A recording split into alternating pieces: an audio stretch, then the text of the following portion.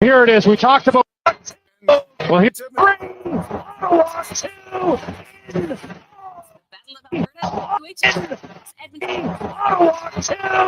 For a pregame ceremony, and check out the military vehicles on display on the plaza and in the. It's off to Leonard, defended by Simmons.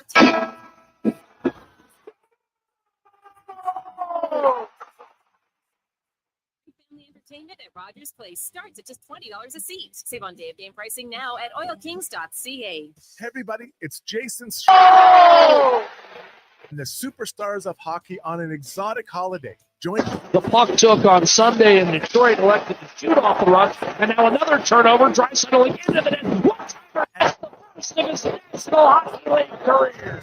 You can attend an intimate meet and greet with legends like Bill Ranford, Fernando Pisani, Kelly Buchberger, Ron Lowe, Gene Principe, Jack Michaels, Louis DeBrusque, and more. Didn't get a shot on that off the drop. Every hockey fan's dream. Walman. Book now and Blisters home the winner. $23.99. Winner.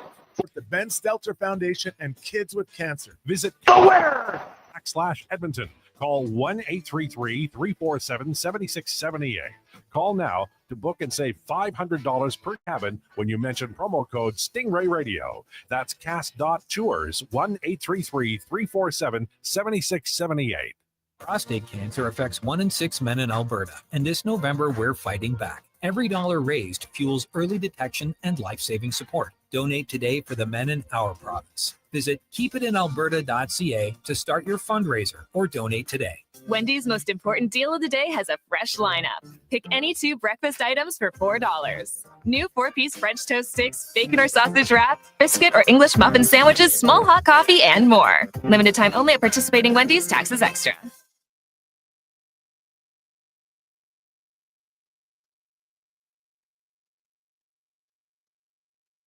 The Jason Gregor Show.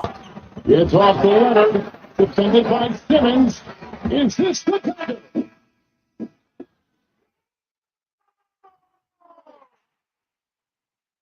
On Sports 1440. The puck took on Sunday in Detroit, elected to shoot off the rush, and now another turnover. Draisaitl again to the net. One-timer. Absolutely buried by Isaac Howard. That's the first of his National Hockey League career. Presented by PlayAlberta.ca, Alberta's only regulated online gambling website. Didn't get a shot on that off the drop. Walman scores! Team Walman! His season debut! Blisters home the winner!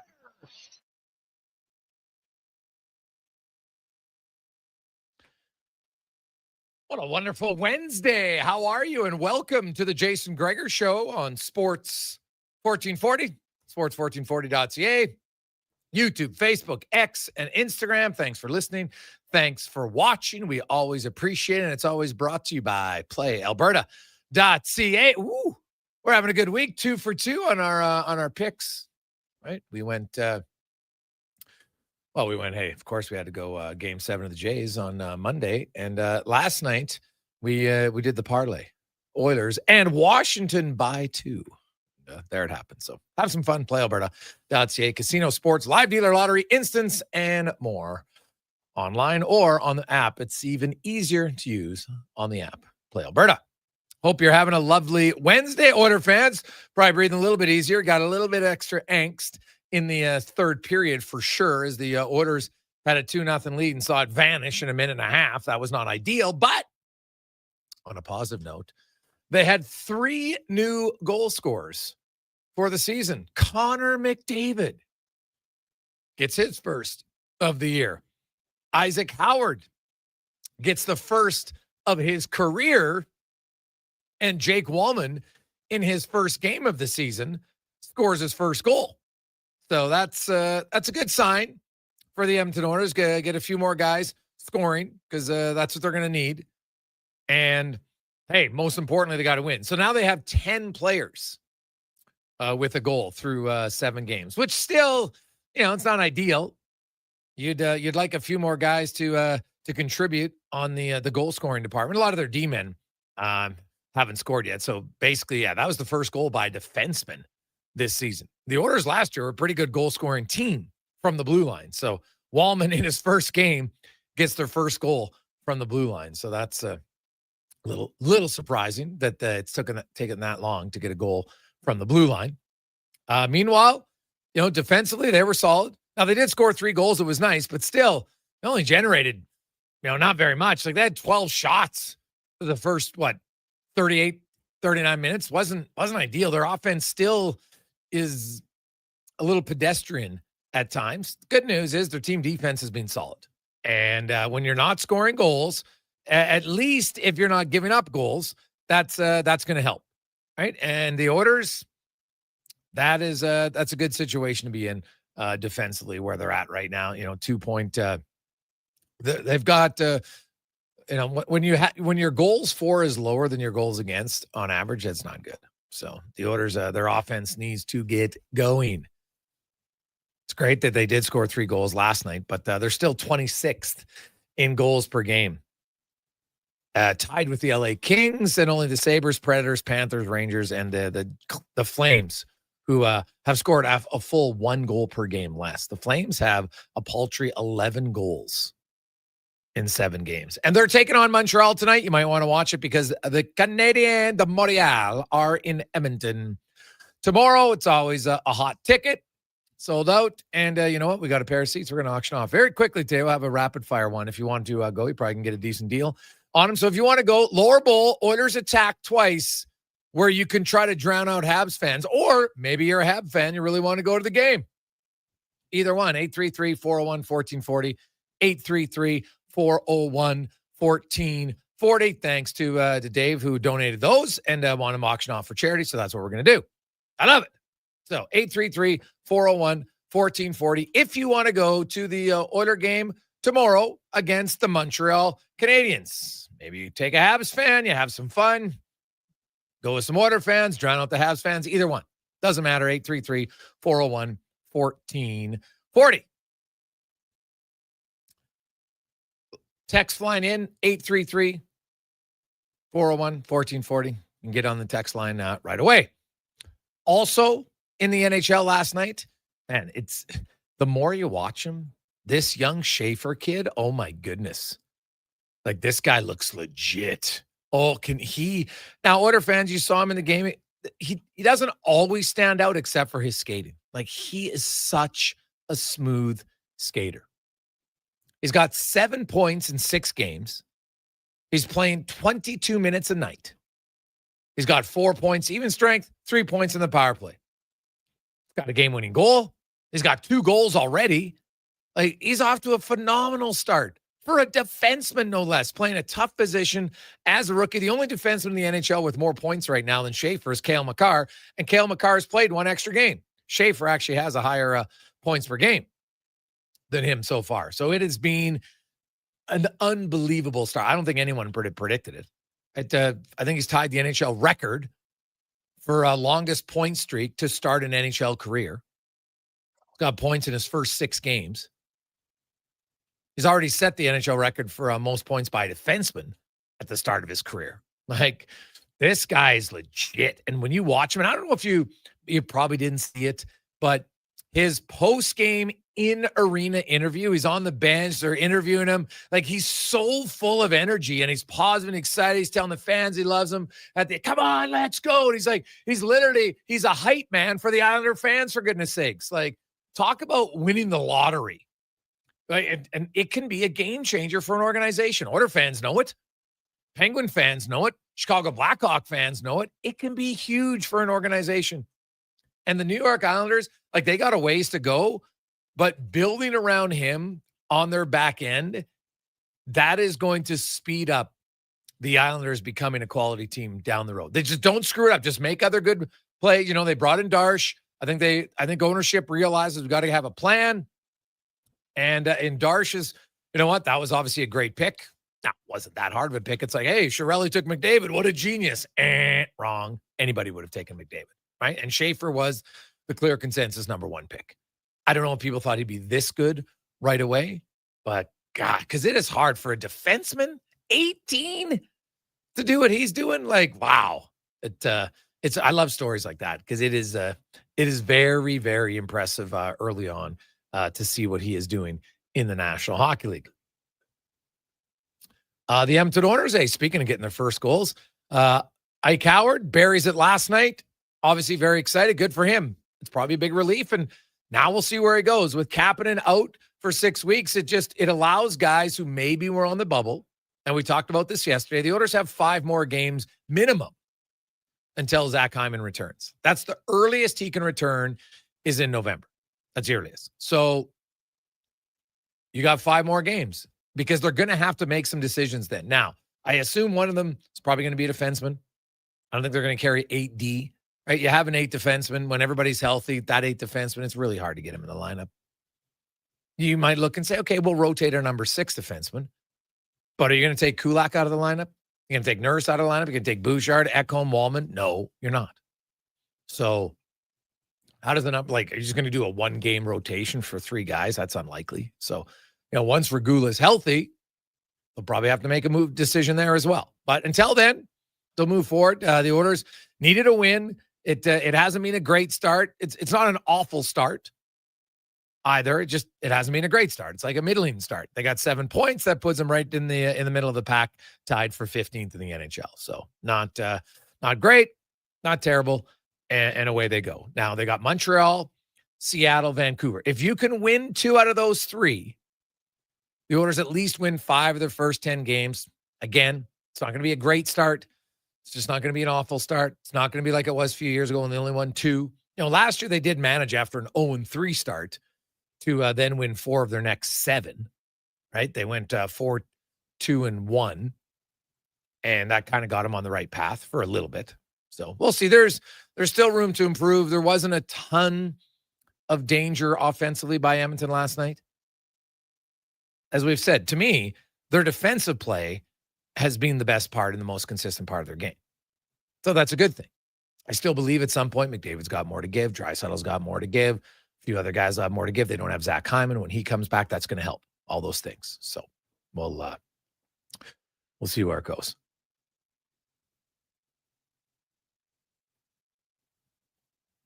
Hey, guys, I think Costin would be as effective player as Frederick, but with way more bite. There's a reason Maroon can't even cast in for bit, and Costin were beloved by fans, and Costin liked it here. Fredericks is losing the love of Oilers fans faster than any tough guy in Edmonton.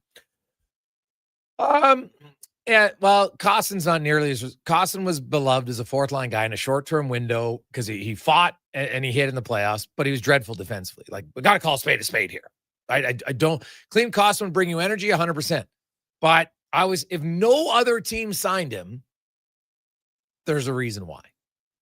And... Costin his play away from the puck was troubling. And that's why he's not in the NHL at this point. And I don't know if he'll ever get another shot. Guys do. He's a young player. Right? If he goes and shows that because I agree with you, skates well, shoots the puck really well, tough as nails, all those things. And in a blue-collar town, I get why people liked him. I would like to see a little bit more spunk from Trent Frederick, no question. Get into a scrum, intimidate someone. 90% of the league he can intimidate easily. Glove in the face, push guys around, bully someone. I totally think that's a fair ask to do. But it's 7 games in. To write off Trent Frederick after 7 games, is a little bit ridiculous. So, and Cassian was loved for a while, wasn't always loved. But ultimately, you know what? If you produce and you play a role, then you'll be beloved. No question about it. Hey, guys, even in that game against the Islanders, that kid was all over McDavid. What a killer pull for the Islanders from Greater Man. Jay, yeah, it's he's been really good. Better than I expected, man. Because I would never expect, because you know me, I try to have lower expectations. So then you can be like, wow, this guy's playing great. Rather than come in I'm sorry, I call it ridiculous when people, generational player, this or that. You're just setting the player up for failure. So then you can critique him. It was like, Schaefer, hey, let's see what he does. He's 18, played 17 major junior games last year due to injury. Let's have a low bar, or more importantly, a realistic bar. But right now, he's crashed right through it. Now we'll see how the whole season goes along.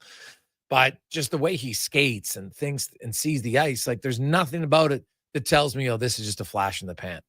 He's doing a lot of things, man. A lot of things. So.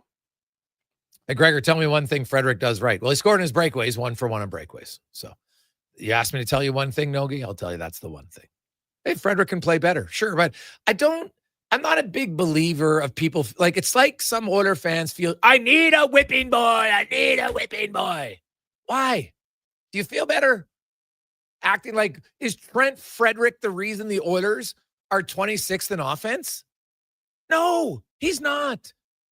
Trent Frederick hasn't done anything great, but he hasn't done anything horrible. I don't see Trent Frederick turning the puck over.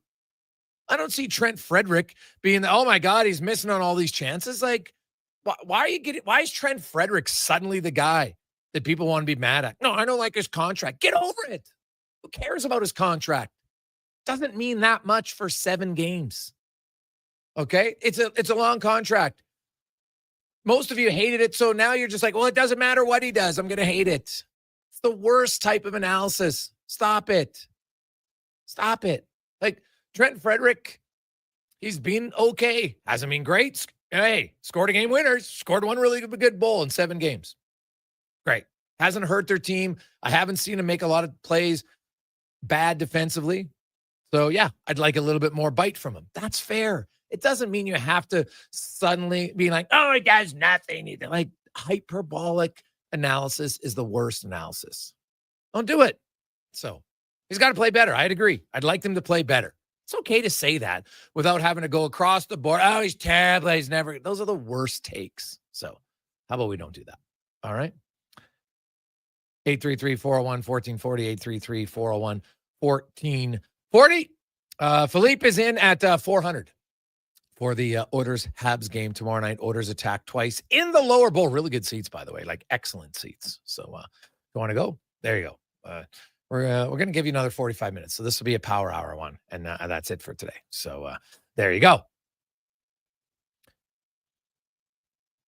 Hey, guys, this takes Sorokin out of the picture for the Oilers trade. Randall, I don't think he was ever in the picture. He was in some online Oiler fans picture thinking that the New York Islanders were going to trade Sorokin. Why the hell would they trade him?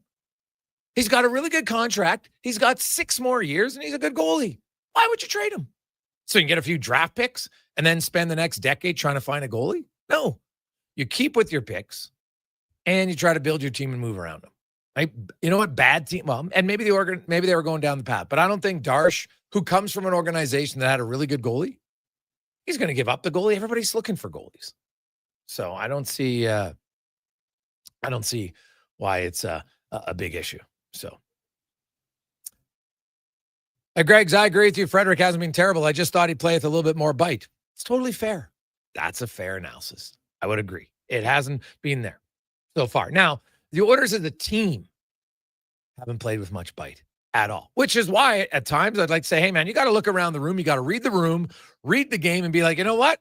Let's try to get a little bit of animosity out here. I don't even care if he fights. You don't just have to fight. Chirp someone. Get someone a stick. Get in a scrum. Give him a little, face wash, stinky glove. There are ways, and the funny thing is, there are ways to look engaged that are really kind of fake in a way, but you get noticed. And half the time, that's good enough. Oh, look at that. Oh, he's involved. Well, because he gave a guy a few face washes. Right? Clem Costin wanted to fight Lemieux in a 6-1 game, right? People loved it. It was irrelevant to the game, but it was entertaining. Right? It was entertaining. And so that's important at times. So yeah, I think you gotta understand the situation. And yeah, you might be the only one. Who cares? Most of these other teams don't have a lot of tough guys. Like now, Montreal's got Jakai. He's physical, but they don't really have anybody else. Maybe Anderson, okay, but no one else. It's not like you have Nurse and you have Frederick. It's not like you're going to get into games and be like, oh my God, like this other team, they got way more toughness than us. They can run us out of the rink. Not really. Not in today's NHL. There's just not that many teams that even have 3 or 4 guys who do that. Now, some teams will have a few other, you got some smaller guys that can really hammer you. Those guys are important. Don't get me wrong. I tell you right now, Kiefer Sherwood is off to a good goal scoring start. But for a forward who's that physical and that engaged and is reliable defensively and can chip in offensively, his value becomes a lot higher because there's not a lot of players who do it. That's my one concern when I look at the Oilers. Just because Trent Frederick's going to be physical, awesome. But they got a lot of other guys who aren't. And that's a concern for me. It really is. Like, I don't think come playoff time, you can have a roster that has as many non-physical forwards as the Oilers have right now. Now, Hyman comes in, so somebody comes out. Even Janmark plays tough. Janmark's strong. Right? Doesn't score a lot. Reliable defensively, but at least he's hard to play against in the playoffs. So even he, in a down the lineup role, would be better. And so I look at some guys, like, you got 5 games here to get noticed. If I'm Noah Phil, yeah, it's great that he scored 2 goals. Outstanding. Now, hit it, run a guy, right? Just get in a scrum, just engage someone. It'll go a long way to get, because they got a lot of guys who will never do it. Roslovich isn't going to do it, right? Now, Nuge, surprise you, he'll fight if he feels like his team, and we've seen it, he'll fight every now and then, and he's not going anywhere. But he's not overly physical. And that's okay. You can have some guys. Savoy's not overly physical. Howard's not overly physical. Like, Mangiapane's, small, not overly physical. So in the playoffs to win, you need a sense, for me anyway, of a little bit more nastiness. Now, it doesn't have to happen every night in October. I totally understand it. But I also look and say, do we have guys who are capable of doing it come playoff time? I don't think you can naturally just change your stripes. Now, you'll become more physical, for sure. Right? Like, even Evan Bouchard. I look at Evan Bouchard in the playoffs. He looks guys in the eye every time. Doesn't back down. He's punching guys. And also, he's playing great. That's probably the biggest thing I notice. So, but I look at the orders. Could they use that? Yeah, I said at the start of the season, a scoring winger and a guy with a little bit more bite. Those would be the 2 things I'd be looking for if I was Stan Bowman. Now, you might have some other things you want to look for, sure. But those would be the 2 main things, because I just don't see that, a ton of it in their line. Right? I'd like to see Nurse intimidate guys a little bit more. 6'4", 220. He's tough. We've seen him. He can fight a lot of guys. Just get in there.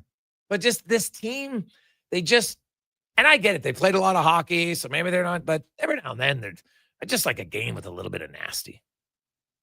That's just me. I will come back, a guy who knows a little bit about it, played with it. And hey, he showed you, guess what?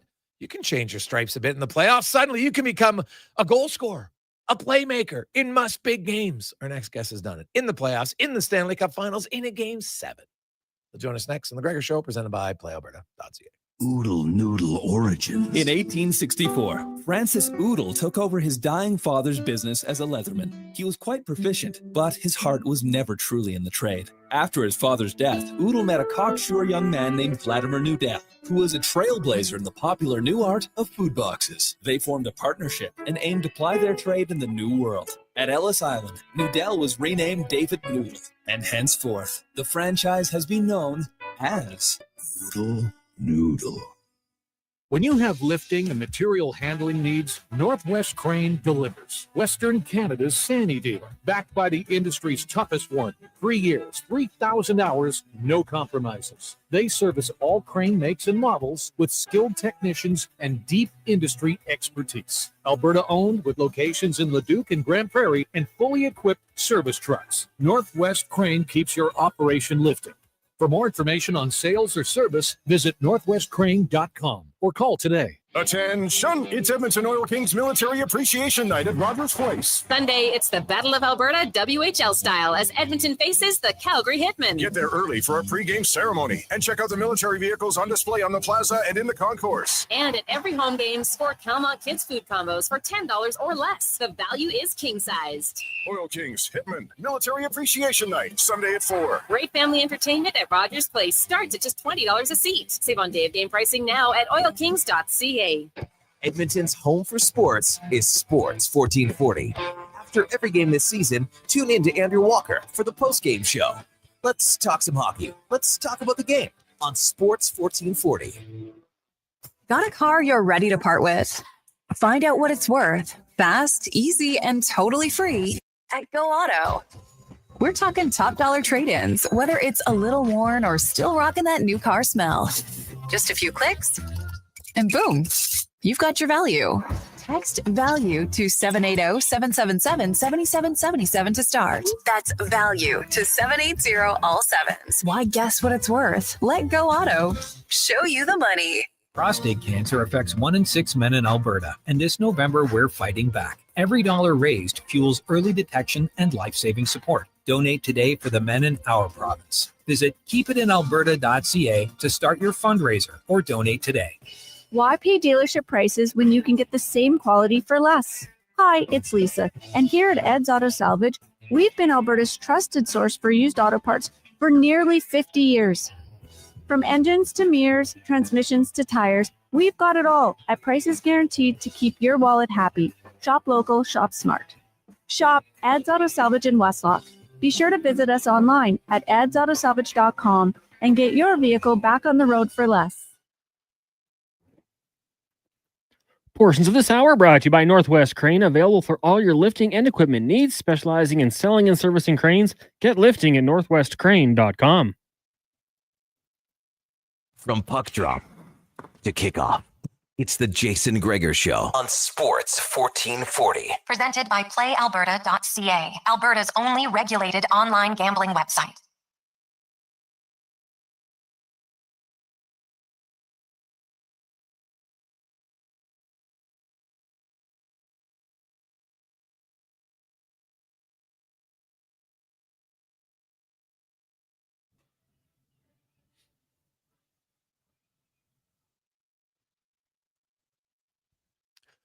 .224, welcome back. Jason Gregor, Connor Halley, Sports 1440, sports1440.ca. Hope you are having a lovely day. Pretty nice out there for October. Hopefully it sticks around for another, 9 days. Next Friday, a Halloween Friday for the kids and maybe the parents involved. Should be good. Let's get to our big guest of the day, brought to you by Silent Rides Charter Company, one of Alberta's premier bus charter companies with state-of-the-art motor coaches that will safely take you or your team to your next destination. Book your ride today at silentrides.ca. Stanley Cup winner, longtime NHLer, now ace analyst on the NHL Network and analyst for the Penguins and more. Mike Rupp joins us. Rupper, welcome back to the show, my man. How you doing? I'm good, Greg. How you doing, bud? Oh, I'm pretty good. I'm pretty good. We're 2 weeks into the NHL season now, and it's not a huge enough sample to be strong, I think, on everything. But there are some ones that you look and say, hey, and I want to start with a player because I like to have what I like to say realistic or maybe even lower expectations, especially on young players. And if they exceed them, well, that's awesome. Rather than hyping a guy up and then he's not the player that, I falsely claimed he was and then be mad at him for that. So Matthew Schaefer through six Rupper has looked unbelievable. Like, he doesn't look like a rookie. His skating is even better than I thought it was at the NHL level. Like, he's one of the elite skaters in the game already. And he's a young 18. It's not like he's an 18-year-old, turning on January 1st. Like, he's 18 and I don't even know what is it, 50 days or something. Like, he's a young kid who looks incredibly more mature for his age. Oh, he does. It's funny because we knew that off the ice that he's mature for his age. That doesn't always translate on the ice, and it certainly has. I gotta give a ton of credit, I think, to the New York Islanders coaching staff, Patrick Waugh, and I don't know, I'm not in that room. Maybe there's someone working even closely with him on the day-to-day. But they're allowing him to do his thing. And I think so many times when you see a player, remember what the narrative was with Matthew Schaefer, all-world skater. We'll see what he's going to look like as a first overall pick, but it's going to take time. He hasn't played games. There's almost every reason to take this slow. But they look like they just let the reins off him and said, do what you do. We'll teach you that stuff later. We'll get you to make better decisions. We'll make you maybe play the scoreboard a little bit more. But right now, you're a great hockey player, great skater. Let's use that. And he does, because he gets in there. And I think when you're on the ice with him, you have to know, I got to go back up. My defenseman is a forward, but he gets in the plays in the offensive zone. He hangs in there for a long time. He's got a long wick as far as his decision-making. He hangs in there sniffing out plays because he knows he's such an exceptional skater to get back. I love what I've seen so far from him. I don't know what the expectations are because he's proven us maybe underestimating him a little bit to start this season. But, I mean, I don't know if he's going to be a point-a-game guy all season long, but he's showing that he could take on this league right now, and it's very impressive. Yeah. Point-a-game guy would be ridiculous, but that would be an unbelievable story if he did. He's just off to a great start, and he looks very comfortable It's not like a guy who, you see some forwards who, they bury a few goals and you look at the stat line and, oh, geez, I'm not sure. Just the way he plays the game, the way he moves, I think it's been really impressive. Bobby Bugner probably has a bit to say, the defense coach there in Long Island as well. So that's been a good start for them. No question about it.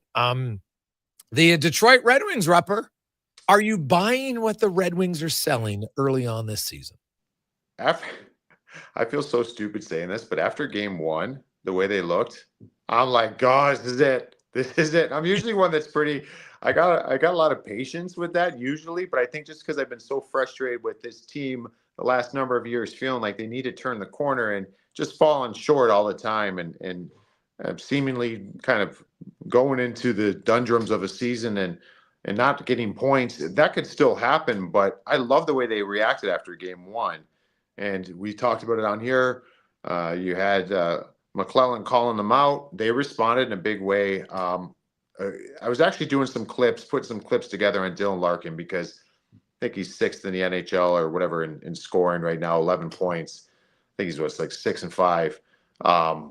He has been really good in all areas. His defensive play, his hockey IQ, the things he's doing right now to start a season. I think he's the pace setter. And we would expect that because he's got the C on his jersey. But we saw him take a step in Four Nations. He's one of the guys I think that we really talked about coming out of Four Nation. And then it was kind of a little bit quiet when he got back to Detroit after that tournament. But he started off on fire so far this year. I think that this team is really dangerous. I mean, their PK's cooking for him right now. They've got a lot of talent, young guys stepping up. And the fact they've run off 5 in a row, it's been very impressive. At the start of the season, I had the Metro as I thought overall top to bottom, the weakest division, because I wasn't sure if I saw any team that was a legit, Carolina, I'll give, but even then, I don't know if I'd put Carolina in my top 6 teams come playoff time, because I've seen the same thing time and time again from them. Early on this year, that they got a lot of teams with 10 points. That they're off to a decent start as a group. The Hurricanes are 5-1. They finally lost. Devils are 5-1.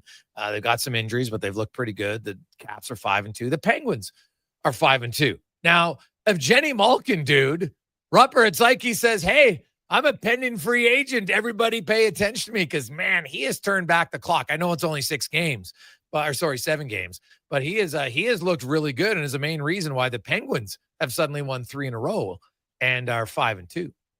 When he is healthy, he could still get going out there, and he can make things happen. He's got a great offensive mind. He competes hard, but all of that revolves around him being healthy. And we've seen good starts from him. I think he had through the first 5 games last year 8 points. The year before, I think the first 5 games he had like 11 points. So we've seen him start hot. The problem is I think Gino's had some injuries and he's gotten dinged up.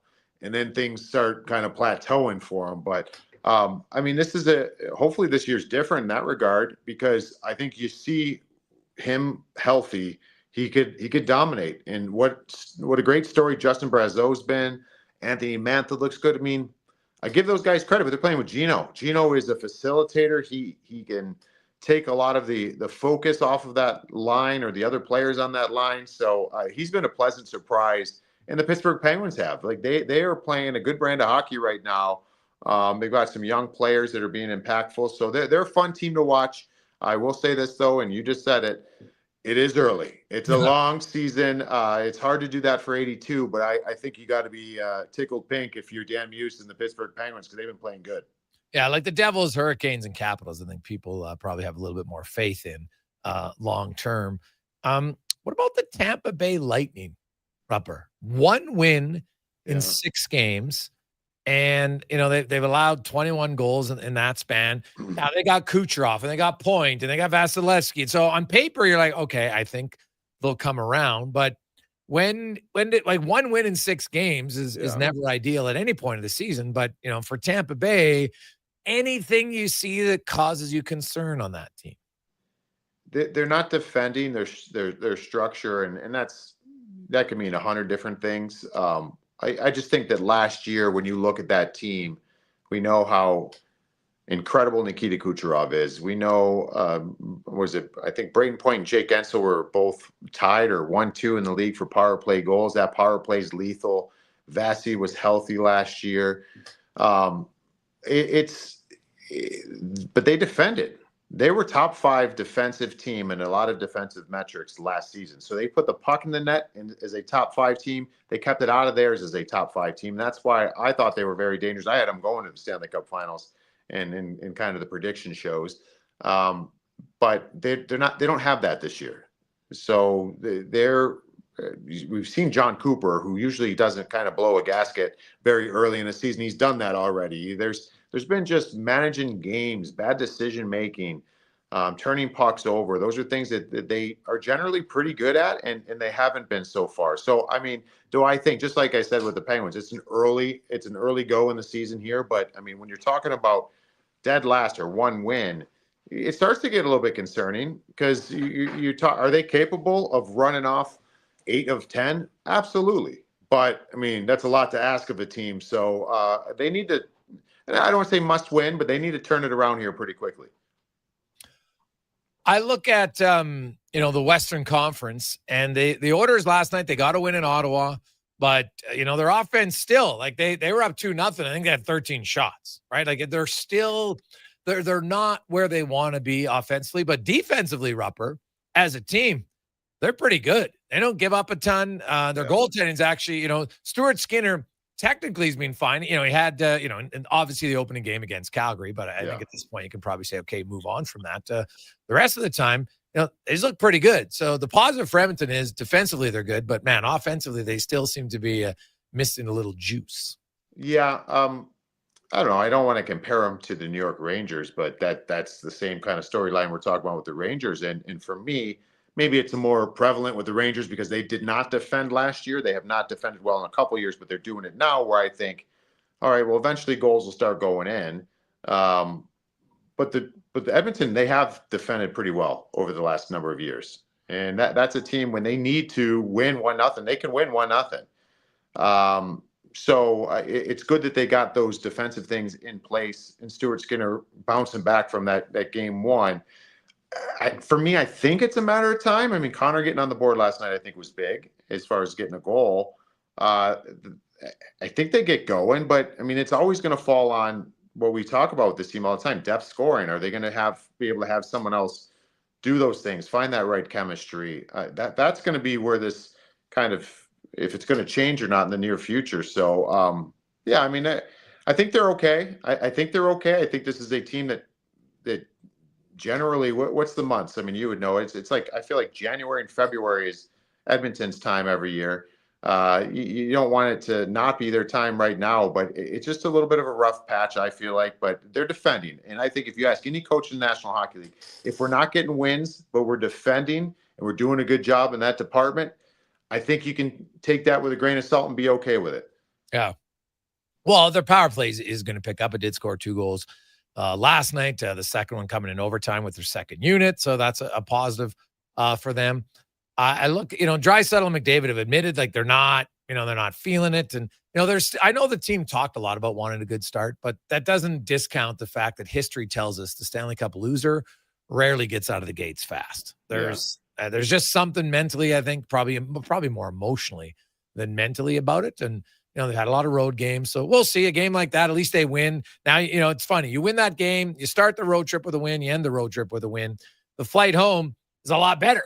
Yeah. Right? They come home and now they're like, all right, we got a little bit of juice here. Let's go. Henrik just played his 1,000th game. Yay. They're home for 1 day, it's almost like an 8-gamer because they're home in Edmonton and then they go right to Seattle and Vancouver.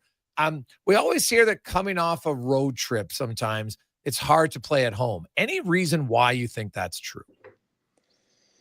Yeah, well, I don't know. I think you sit there, and this would allude that the road trip went good. In what I'm about to say, it's business. You're on the road, you get going, and it's hockey around the clock, and you get in this routine on the road, and you come home, and it almost just feels like we got that behind us. And even if there's losses thrown in there, you almost like check that off the list. And I don't know, you get back to home and it just feels like, all right, we got to get right back at it again. And it's tough. I don't know what it is. It's hard to find that energy again? Is it due because of the actual physical travel? I don't know. I mean, I'm sure it is to some degree. I think it's more of a mental thing. I think it's more of a mental. You just need to have that kind of reset. And a lot of times, coming off the road when you're on a long road trip, you get off the road trip and you have a day off, maybe even 2 days off at times. You're trying to recover and get that stuff down, and it just kind of takes you out of the rhythm, and then you got to try to start it back up again. So, yeah, I don't know. I think it's more of a mental thing, but it is something that certainly exists. When you look at Mark Stone's injury, he was off to an unreal start. Him and Jack Eichel were shredding the NHL. And you saw that play. It was it looked like he just fell, which he did. He just fell. And now he's out, multiple weeks, which who knows what that means in the NHL. That could be up to 6 to 8 weeks at this point. Do you think, how much of an impact do you think that has for Vegas? Because that line was killing beyond belief. They were killing it. Would you put Marner with Eichel, or are you better off having them on separate lines now that Stone's out? I think you're better off having them on separate lines. That's a really deep group there. I mean, obviously Mark Stone, like you mentioned, was incredible, and just his way, he's such a smart hockey player. He's going to be missed in that lineup. I think the bigger thing for this team, bigger picture, is just that Mark Stone's healthy in the playoffs, and that's something that hasn't always been the case, but he finds ways to be effective regardless. So, he'll be missed. I'd keep those guys separate, though. I mean, the strength that they have over most and probably every team is 4 lines. Like, they have impactful guys throughout their lineup, and I don't believe that they need to stack the deck. And quite frankly, it doesn't always work. I mean, they've gotten a little bit of chemistry on the power play, but there really wasn't a ton going on with Marner and Eichel, even though Jack was getting all of his points in the first few games as well. I'd keep them separate. Give it an opportunity. Maybe it's an opportunity to get someone else going in Mark Stone's place, but they are loaded up front. So I don't think Bruce Cassidy should have any problem with trying to find the right lines. Yeah, that is fair. They got a lot of depth, but Mark Stone has been unreal. Yeah. So they got depth, but none of them are going to replace his offense. So it'll be interesting to watch. What about the LA Kings, Rupper? The big red flag for you with the Kings. Kopitar's out for weeks. Yeah. I know they got the overtime win last night from Adrian Kempe, but the Kings off, like, they won 2-1 last night, and I guess maybe they're going to try to win defensively, but they something just doesn't look right for them early on this year. No, it just feels a little different. The injuries, that they, not the injuries. My apologies. The Gavrikov leaving in free agency, I think they're feeling that more than maybe they thought they would, and they wanted this to be done by committee. And remember, that's why they got CC and who else am I thinking here on the back end? They brought in Dumoulin. Yeah, Dumoulin. Thank you.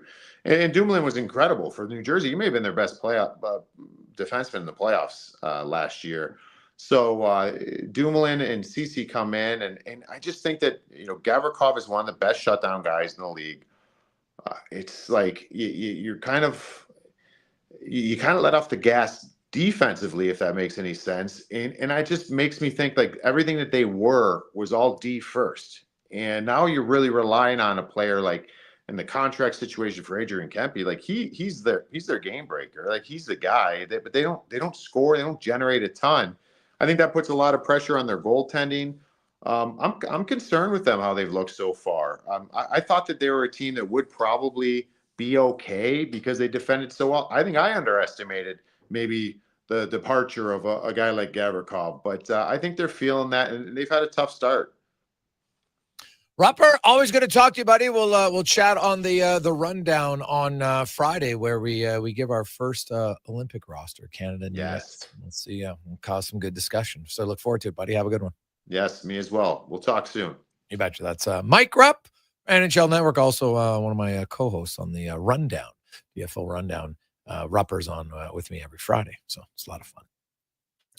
2:42. When we return, we'll get to the Oilers. Big win last night in Ottawa. 3 guys score their first goal of the season. McDavid, Howard, first of his career. Jake Walman in his first game. They get a win. They come home. They got the Montreal Canadiens, who are in Calgary tonight against the you think the Oilers are struggling to score offensively? They look like a juggernaut offensively. They're averaging a full goal a game more than the Calgary Flames early on. The Flames It's been a tough slog early on, so we'll talk about that and more when we return on the Gregor Show, presented by PlayAlberta.ca. Mr. Rooter meets a ghost. 1 plunge, 2, and 3. A toilet clogged with a ghost? Man, I love plumbing. You're free now. I will never find peace. The clog is fixed, yes, but I have never trusted the sump pump. No problemo. I can fix that. Now go to the light, you little scamp. Thank you, Mr. Rooter. To resolve your unfinished plumbing business, trust one plumber, Mr. Rooter. Whoa, who turned off all the lights? Experience the new charcoal menu at Booster Juice. Charcoal menu? Introducing the Eclipse Smoothie, Blackout Booster Mixer, and Midnight Booster Ball. Where's that voice coming from? Dark and delicious, made with activated charcoal. Can we please turn the lights back on? Sorry, I'm just excited about the new charcoal menu. Wow, that is good. Right? Available now, only at Booster Juice. Hey, sports fans, we've got a clear choice for you. At Crystal Glass, we provide customers with the perfect glass for any job. From home to auto and even commercial, installation or repairs, we're your team. Call 310-GLASS or visit crystalglass.ca. Crystal Glass. It's a new season, Edmonton, which means it's time for new offers. Play Alberta is offering odds boosts on every Oilers game all season long. This is your chance to score big. And for a limited time only, our listeners can get an exclusive $50 free bet when they deposit $50 using code Gregor50. That's code Gregor50 for an exclusive $50 free bet. Alberta wins with Play Alberta. Must be 18 plus to play. If you gamble, please use your game sense. PlayAlberta.ca. Start your day with a blast of sports. Kevin Carius, along with Brandon Douglas, brings the fire, the fun, and the fearless takes. Weekdays, 7 to 11. Text Kevin, 883-401-1440. Mornings with Sports 1440. Hi, Mike here from Northgate Chevrolet Buick GMC. I'm super excited to tell you today that we have fed over 250 families so far with our Feed 500 Families event. With that said, we are still short of our goal. We have decided to continue this on through to the end of October. With your help and your support, we can get this done. Please stop in and see us today, 13215 97th Street, or visit us online at northgategm.com. Bring in the new year with a Canadian country legend. December 31st, in concert at the Silent Ice Center in Nisku, Brett Kissel. She drives me crazy. Multiple CCMA and Juno Award winner, platinum-selling recording artist, and top 10 hitmaker. Celebrate the new year in Alberta, country style. Bring your friends, your cowboy boots, and your party spirit for a night full of hits, celebration, and unforgettable memories. The countdown to 2026 starts with Brett Kissel live on stage. Get your tickets now at silenticecenter.com/events. Carve out for a cause at the Jason Gregor Pizza Pig Out, presented by GS Construction. Thursday, November 6th at the Canadian Ice House. Indulge in unlimited pizza from amazing local pizzerias while you help raise some dough for kids' sport. Then vote for your favorite slice to help crown the People's Choice Award winners. Tickets to join Edmonton's biggest and best adult pizza party are just $30. Head to jasongregorpizzapigout.com for more details and to buy tickets.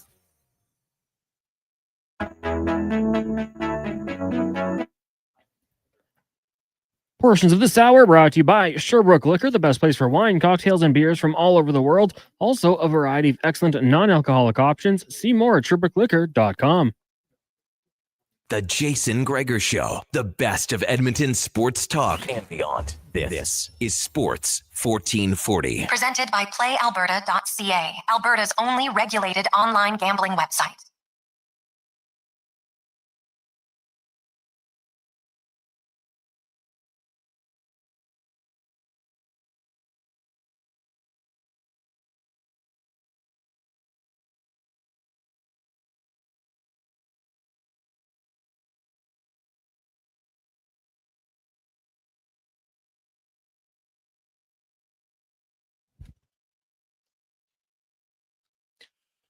.247, welcome back. Jason Gregor, Connor Halley, Sports 1440, sports1440.ca. Ooh, someone's going to get a good deal here. Philip has it right now at 400 bones for the Oilers Habs game tomorrow night. 2 tickets, lower bowl. Oilers attack twice. So it's a pretty good deal. So you got another 15 minutes. 833-401-1440. 1440. If you want to go see the Oilers and the Canadians, the only time you can see the Canadians in Edmonton this year. Well, I guess unless they meet in the Stanley Cup final. I'm not sure the Canadians are a team that can get there, but you never know. You never know. That's why we play the games. I wouldn't have them at the top of my list there for sure. Let's get to the oil report now, brought to you by by Go Auto. God damn, it's die hard, man. Go Auto, 28 new vehicle brands, 69 locations to choose from, and also it's that time of the year. I know that it's still, it's frosty. It was minus again in the morning. It is warm up, but it's cold in the morning, so you know it's coming. And right now, the lowest winter tire price guaranteed. Get your tires booked today, goauto.ca. Derek Van Diest from NHL.com joins us once again. DVD, how you doing? Good. How are you doing today? Ooh, living the dream, buddy. Living the dream. It's good. It's nice. The Edmonton Oilers was not a dream win by any stretch, but you know what? Their defensive game, I think, outside of a 2-minute stretch, I thought was pretty solid. Didn't give up a whole bunch when they did. Skinner made some decent saves, especially on some 2-on-1s. They did get 3 goals from guys who hadn't scored a goal yet this year, which is obviously good. You want more guys feeling good about themselves. But overall, their offense still, wasn't there went long stretches where they didn't generate anything offensively. Yeah, I think 5-on-5 particularly, they're having trouble kind of generating things. And I think they're still trying to find the proper combinations. I know there's been a lot of swapping and switching lines from Chris Knobloch here. But I think if you're an Oilers fan, you got to take some solace in the fact that they're doing well defensively, that they're not giving up a ton of goals, and that the offense is eventually got to come around. You have a lot of good offensive players on your team. You have 2 of the best offensive guys in the world on your team. They're going to come around. Not that they were playing badly. I think they got 7 and 6 points respectively, or something like that, or 8 or 6 or something like that. So they're playing, pretty well. But I think, defensively, bringing Walman in now that he's back, he's healthy, it really kind of shorts up that back end. And if you can get, the other guys to kind of start playing, Bouchard was a little better last night than he had been on the road trip before. So he's got to get him playing with confidence. You got to get Ekholm back to where he was before. I think still getting over that injury, still trying to get back up to the Matthias Ekholm that the Oilers were used to having. And so I think, there's still a little bit of experimentation going on here, trying to find some good line combinations, but they do have to generate a bit more 5-on-5. And I think it's just a matter of time before they do that and put it all together. Yeah, no, that's fair. You would think if there's one area of their game that I think will come around, it would be their offense, right? If their defense was terrible and their goaltending was terrible, I could see people having maybe a little bit more concern. But, my one thing about the Oilers is they don't hit a lot. They're not a physical team very much. They don't have a lot of energy changers, right? So it's hard to sometimes get the momentum back to get going offensively, unless you're just going to rely on us. You know what? We're just going to outskill them and we're going to go cycle the puck all the time. And so sometimes you got to have different ways to get back in the game. And right now they don't really have that way 5-on-5 through any sort of physical play to get back in the game. No, and that's what Trent Frederick is probably to do. He's a guy, he's a physical guy. He's a big guy, can skate, goes up and down the wings. You're kind of looking for him to kind of provide the physicality that maybe you lost, or that little bit of grittiness that you lost with Corey Perry.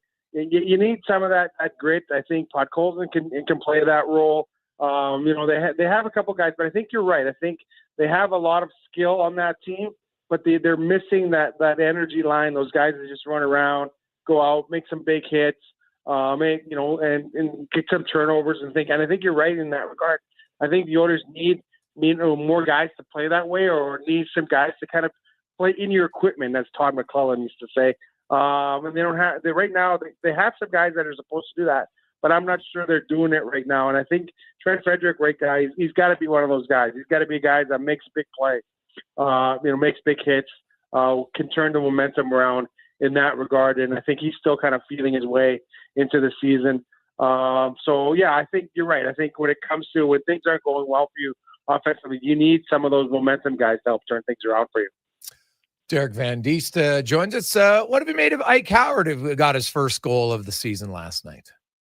I think he's getting more comfortable. At first, when I first saw him, I thought, okay, they'll play him up here for a little while, but he probably needs some seasoning. But I thought last night was his best game. Like he's a bit more comfortable, and I think it's just an adjustment to the speed and the size and how quickly you have to make plays. He's got a good shot, and you can see that he's got good offensive instincts. He can skate.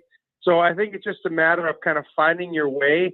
And I think the owners have done a good job with him so far, not putting him in situations where he's going to fail, trying to get him ice time and putting him in situations where he's going to succeed.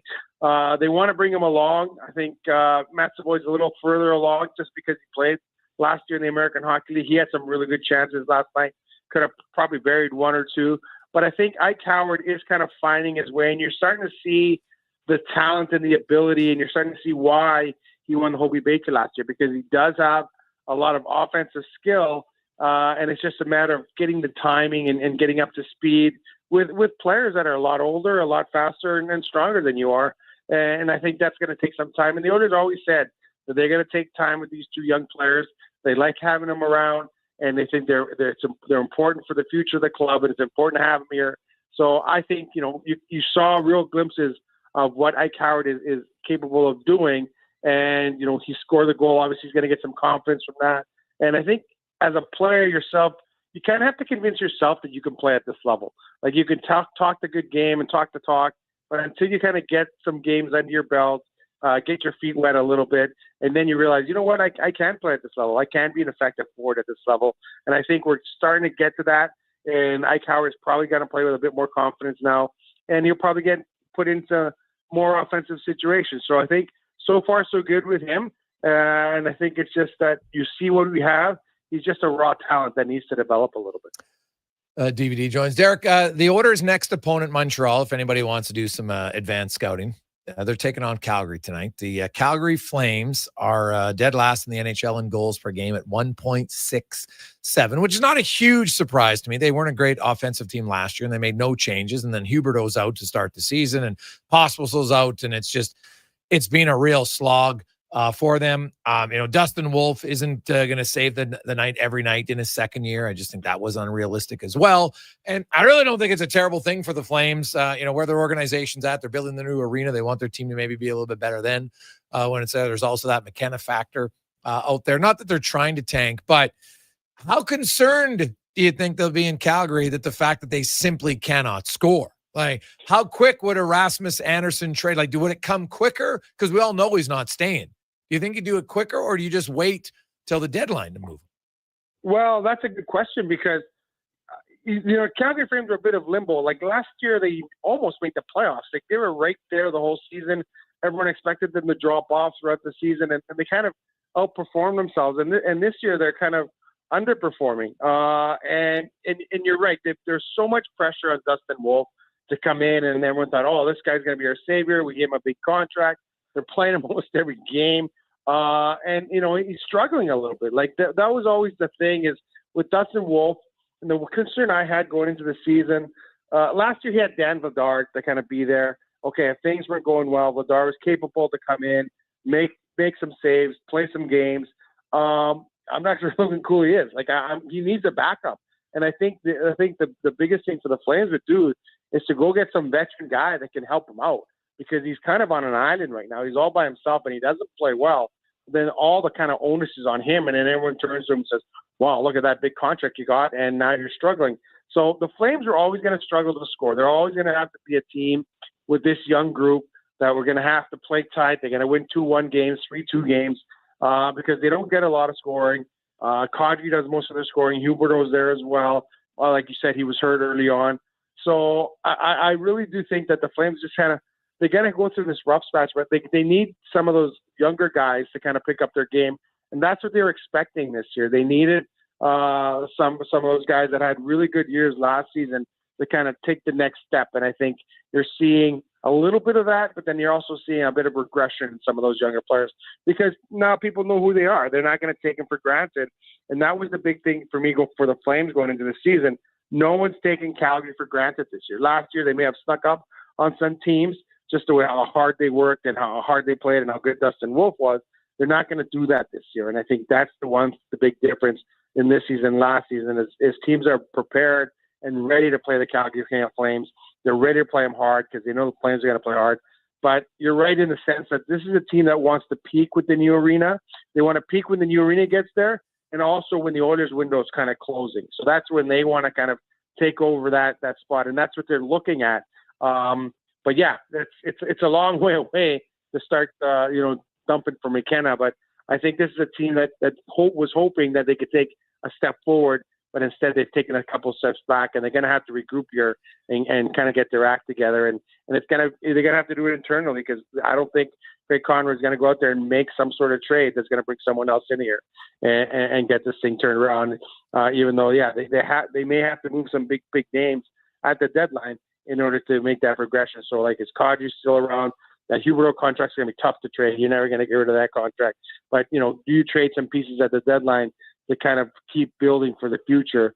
And that's kind of the conundrum Craig Conroy's in right now. Well, I think it's the easy one is Anderson. He hasn't committed. It doesn't sound like he's going to sign a long-term deal. So away go. They don't really have the only other pending UFA. You have like Jake Bean, right? Justin Kirkland, Ryan Lomberg, and teams that actually, Lomberg played in Florida, really fits into a style, aggressive guy, maybe a little pricey at that price point, but even in the salary cap world, that most he'd be in the playoffs, because if the other team retained 50%, the most he'd be in the playoffs is $1 million cap hit, which isn't awful by any stretch of the imagination. So he might have some interest. Kadri's the one. He's got 3 years left on his contract. Right, so you're getting a player not just for a 1-year run. That can always make it enticing, but he is 35, right? So how much he actually has 3 years left after this season. Now that I think about it, so that's might make that a little bit hard. I guess the Flames would have to retain something, right, on that. Yeah. So it would, they're not going to retain half, I wouldn't think, but they might have to retain $1 million or $1.5 million or something. But yeah, it's to me, that Craig Conroy, this is a fascinating season to see what he does as an organization. I don't think you can just, rip it down to nothing. I think you just might have to, take out a few pieces. But if you try to rip it down, you're basically saying, well, now it's 10-year rebuild. Because that's just the truth, right? Like there's no quick fix on if you're doing full on tear it down rebuild, you're basically looking at 8 to 10 years. Yeah, no, for sure. And I think I think Conroy used the word reloading or retooling a couple of years ago when he took over talking about the Flames. So, but yeah, looks like they're heading in the right direction last season. They've obviously hit a snag this season, but I think they are kind of asking more of some of those younger guys to come in here and fill those roles. And I think that's Conroy said, we're going to give them an opportunity, see what they can do. And right now, they're faltering a little bit, but I'm sure they're going to try and turn this thing around internally. Yeah. DVD, always great to catch up with you, buddy. Have yourself an awesome day. Sounds good. Thanks for having me on. There you go. That's Derek Van Diest from NHL.com. Covers the Oilers, Flames, Jets, and the Vancouver Canucks. Jason Gregor, Connor Halley with you.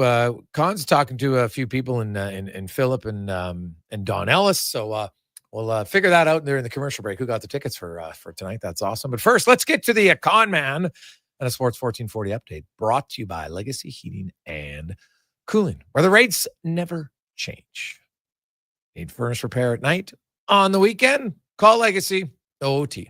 I'll tell you about Legacy at legacyheating.ca. This is a Sports 1440 update.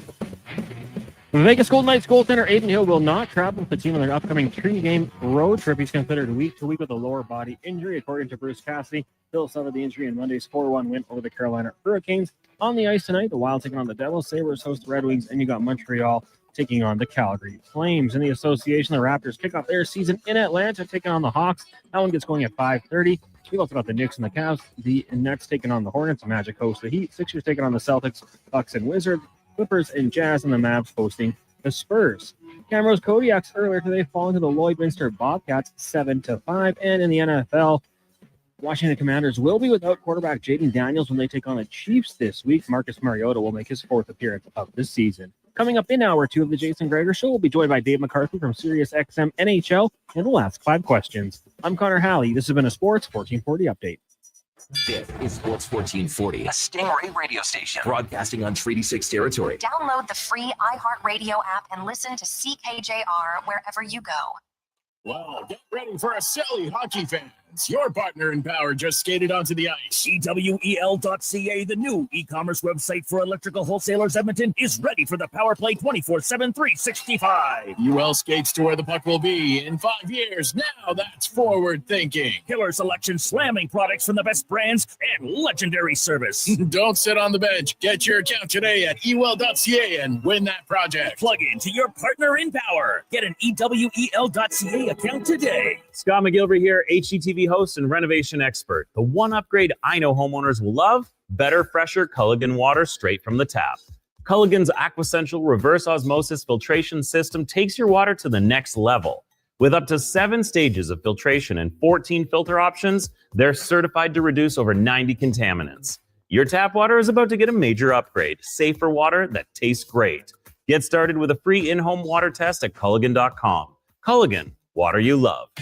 The madness continues at the Brick.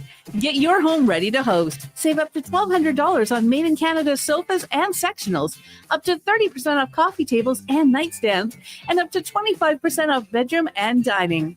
Buy more, save more, up to $1,000 off appliances. Hockey season is here, and so are big savings on big screen TVs.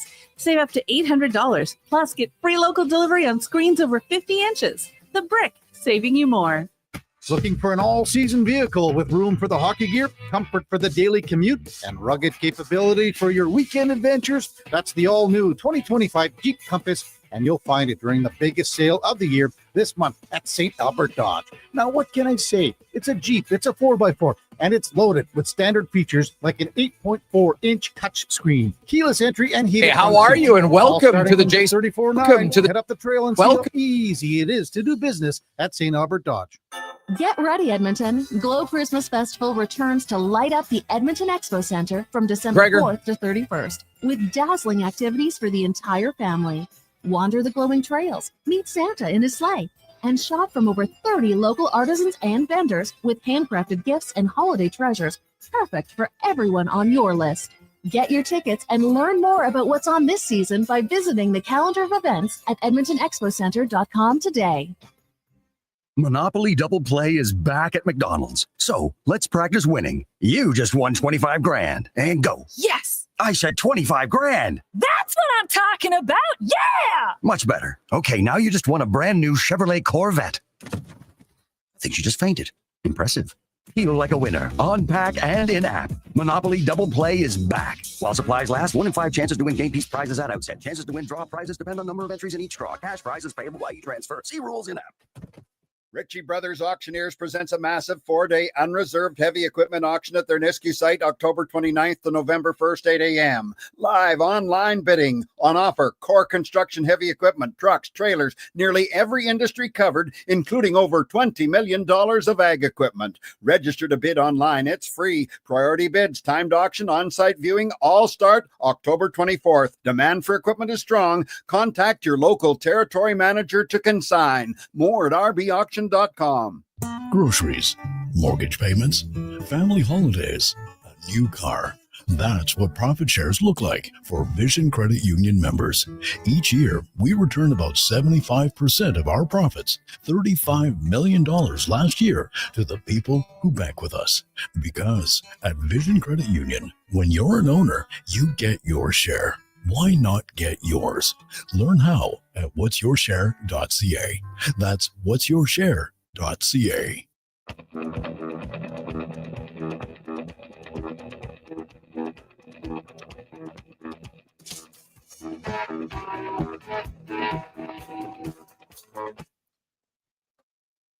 Portions of this hour brought to you by Crystal Glass, your clear choice for residential windows, locally manufactured and installed. Crystal Glass provides a beautiful product and incredible customer services for all of your residential needs. Call 310 Glass or visit crystalglass.ca for a quote.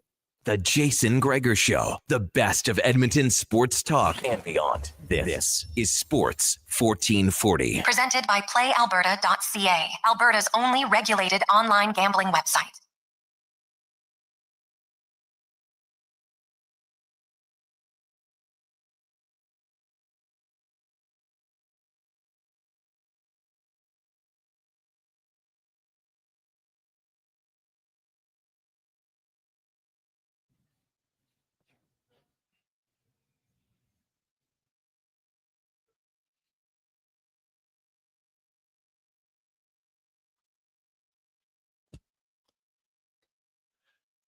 Just after 3 o'clock. Oh, that's another banger that just ages well. Love it. Haven't heard that in a while. Cons. Classic. Welcome back to the Jason Gregor Show, presented by PlayAlberta.ca. Alberta's only regulated online gambling website where 100% of the revenue stays right here in the province of Alberta. PlayAlberta.ca. Remember, when you make a $50 deposit, use the promo code Gregor50 and they'll match it and give you another 50.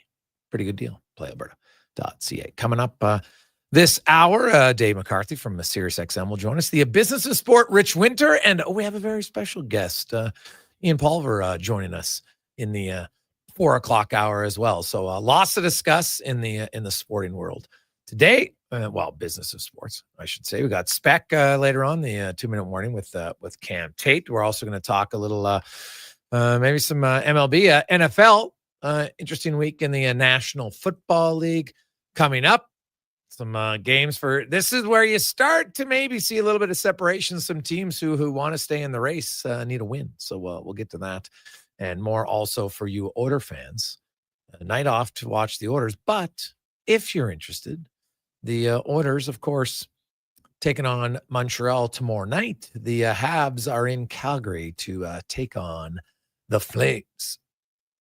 The Flames struggle. Do you think the Oilers are struggling to score? Hell, the Oilers look like a juggernaut offensively right now compared to the Flames. Flames dead last in the NHL in goals for. They have only scored 11 goals in 7 games.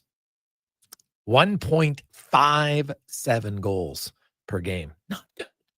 Not good at all. Like the Oilers are struggling, and they've scored a full goal a game more per game.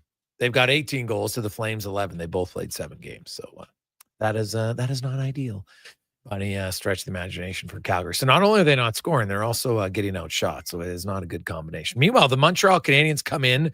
They are the 3rd highest scoring team in the NHL, averaging 2 full goals a game more than the Calgary Flames right now.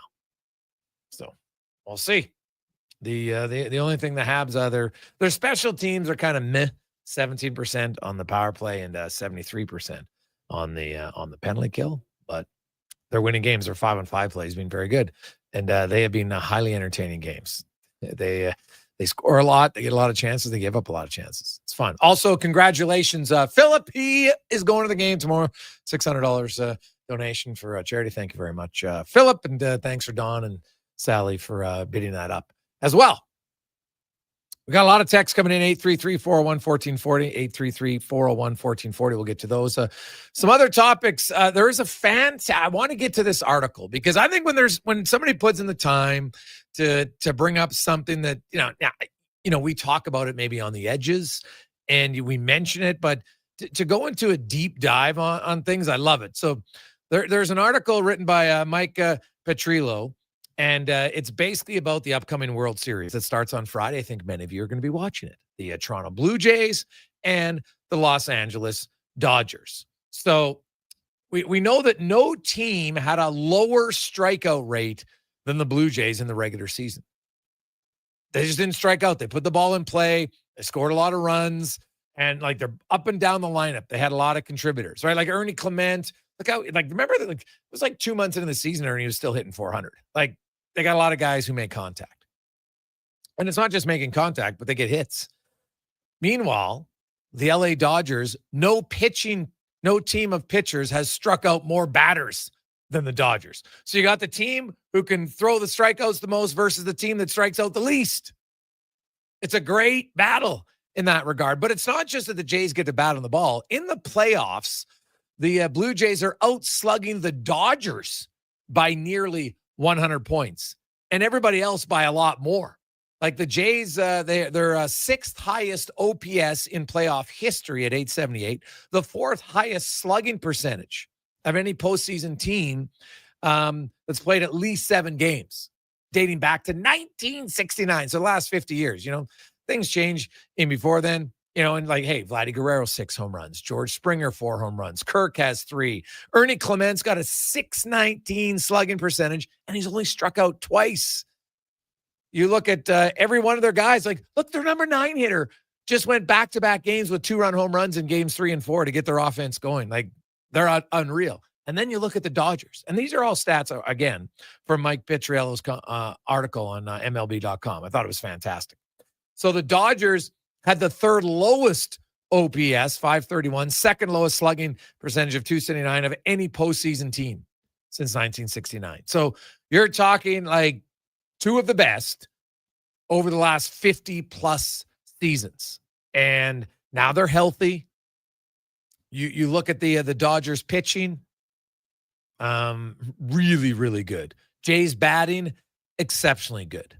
And really it comes down to who do you think's going to happen? Now, the other thing is the Jays' fast swing rate has massively increased, and he's got the whole chart. If you're a chart fan, you'll love it. So in April, it was down at about 20, then it went up to 25, then down 24, 23, up to 29, up to 32. And now in the postseason, it's at almost 40. It's fantastic, right? And that's what Milwaukee basically couldn't do, right? They couldn't hit. They could not hit against the Dodgers. And that's why the Dodgers starters went complete game, went 8 innings, right? And so when you have that, and the other thing is, because you're getting out so often, they didn't have to face guys through the lineup as many times, right? And the Jays, like look at Varsho. I think Varshow's the best example. So Varsho, through the first 5 games of the ACLS, wasn't playing very well, or wasn't hitting very well. His defense is obviously very good. They had the day off, and he said, you know what? I'm going to our hitting coach, going to work with him, and he normally can turn things around. And then you look at Varsho in game 6 and 7, came up with 2 really clutch hits. All of a sudden, he's hitting again. Like, it's just subtle adjustments that they can make. And man, like I haven't been this excited for a while about it. Now, obviously the Jays are in, so that's a factor, but it's been a while for me to get this riveted about baseball because, hey, the Dodgers, you got really good pitching. You got Ohtani, who obviously is a very good player. Schnell, like they got a monster lineup, right? They pay huge money. But the Jays are and have been the best hitting team in baseball all year long.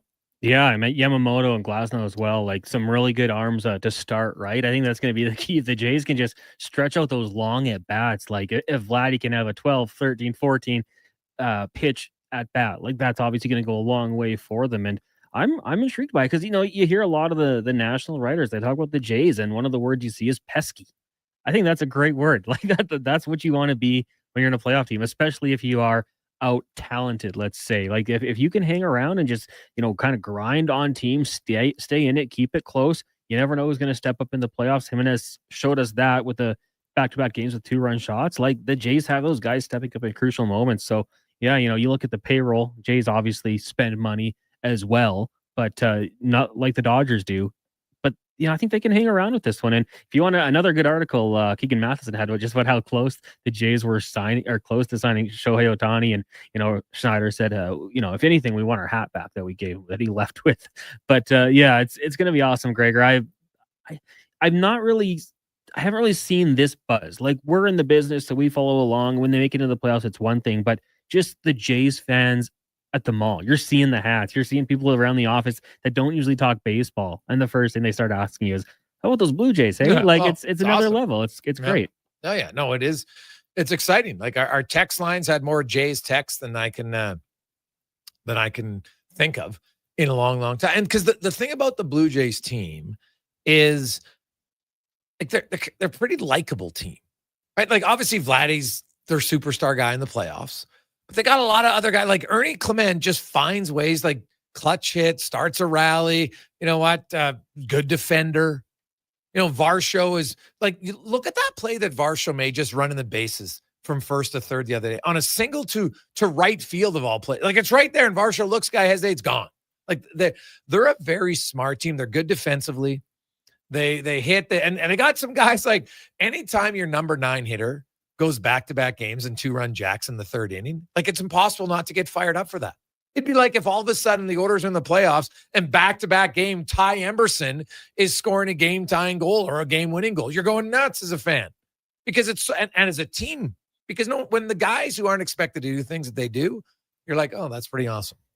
So it makes it a little bit more exciting. Then you throw in, they got a rookie pitcher coming out of nowhere who's looked pretty good.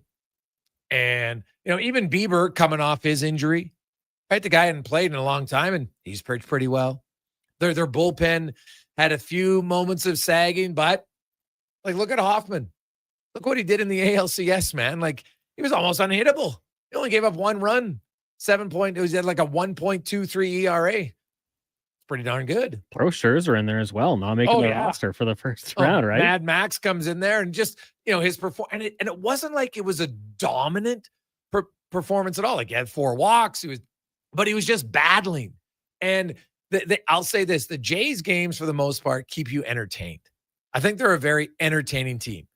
You know what? And if you're a baseball purist, that Jimenez bunt, when the guys, they're in on both corners and he still lays down the perfect bunt to put the guys over into a scoring position. If you're a traditionalist of baseball, you're like, oh my God, that's such a really good bunt.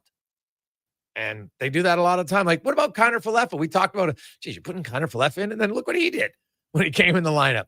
Had a lot of clutch hits for them. So it's the Jays are entertaining. There's no question about it. And, it's like the Oilers, if you look at the playoffs, Oilers fans were loving it.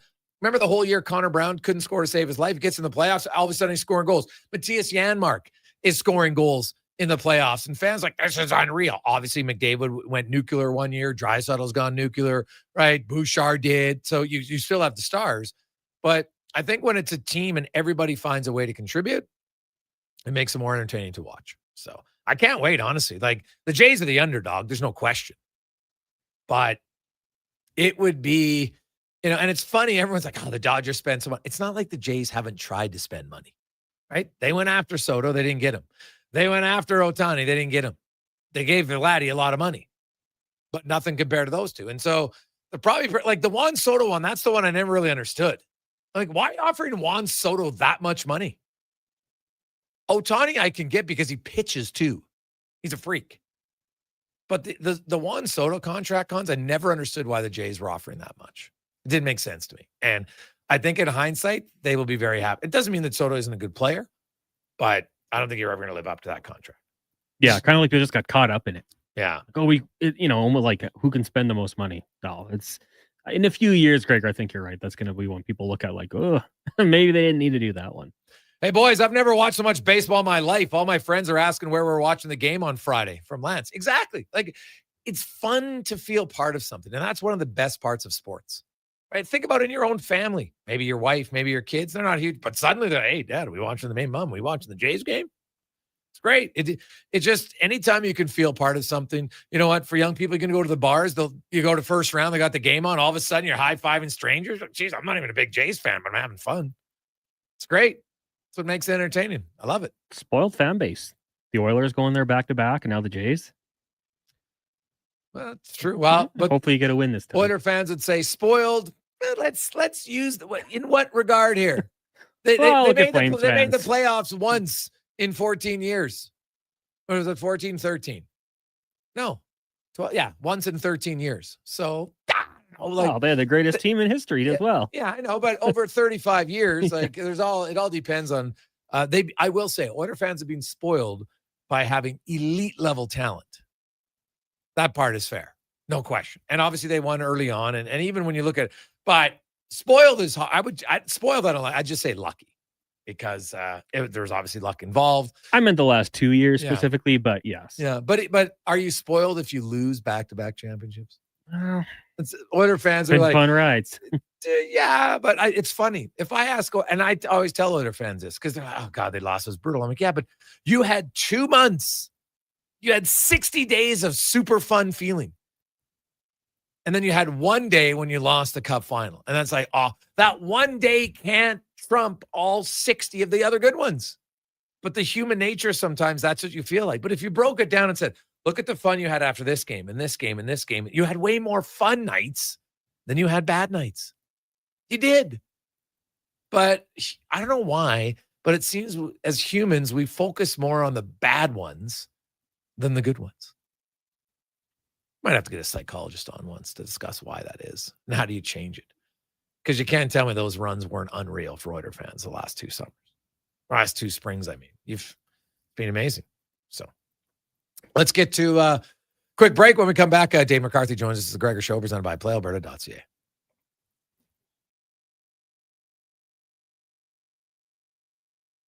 Booster Juice. Charcoal menu. Introducing the Eclipse Smoothie, Blackout Booster Mixer, and Midnight Booster Ball.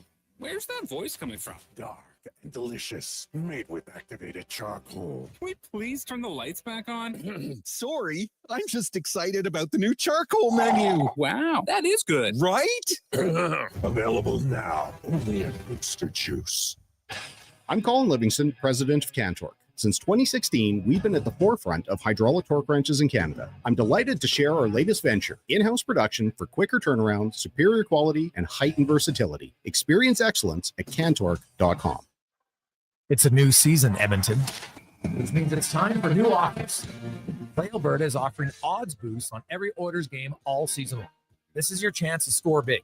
And for a limited time only, our listeners can get an exclusive $50 free bet when they deposit $50 using code Gregor50. That's code Gregor50 for an exclusive $50 free bet. Alberta wins with Play Alberta. Must be 18 plus to play. If you gamble, please use your game sense. PlayAlberta.ca. And now Action Electrical's testing team is on defense duty. They're the guardians of safety and compliance, a critical part of any lineup. Precisely. They perform rigorous safety and code compliance testing for commercial operations. Think of them as the referees, ensuring everything is up to standard before disaster strikes. Their preventative plays are legendary, spotting faults early. Hire the Action Electrical team to bring home a win for your project. Visit actionelectrical.net. Top quality flooring, locally owned, and Canadian products from Beaulieu. Yeah, that's CFI. CFI what? No, CFI, Custom Floors, Inc. From free estimate to professional installation, contact Custom Floors Inc. at customfloorsinc.ca. Edmonton's home for sports is Sports 1440. After every game this season, tune in to Andrew Walker for the post-game show. Let's talk some hockey. Let's talk about the game on Sports 1440. Japa Machinery Group knows that XCMG may not roll off the tongue, but Japa's team will help keep your construction jobs rolling on time and on budget with heavy equipment sales and rentals. Visit japamachinery.com to find out more. Hey there, this is your wake-up call. It's time to change to your winter tires. Unless you want to be sliding and swerving around icy roads like you're some kind of dummy. Head to Big Toy Shop and get it done right for a great price. We won't lie to you, inflate your bill, or waste your time. Time to change your tires. Big Toy Shop, 8315 Argyle Road. 780-298-2797. When you've just got to get your wings on, bring it on to Game On is Sherwood Park's new home for game night and good times. Every hump day is Wing Wednesday, and you know you're going to need extra napkins. Get your wings done the way you like with classic or signature sauces, or try them with a dry rub. Just 69 cents each, 25 flavors to choose from. And while you're here for Wing Wednesdays, you can enjoy $4 sleeves of Tilt Lager. So fly the coop and come to Game On Kitchen, Sports Bar, Arcade, Baseline Road, Sherwood Park. Portions of this hour brought to you by Papa John's. Get the Gregor special. Enjoy 20% off any regular priced order when you use promo code Gregor at papajohns.ca or on the Papa John's app. The Jason Gregor Show, the best of Edmonton sports talk and beyond. This is Sports 1440. Presented by PlayAlberta.ca, Alberta's only regulated online gambling website.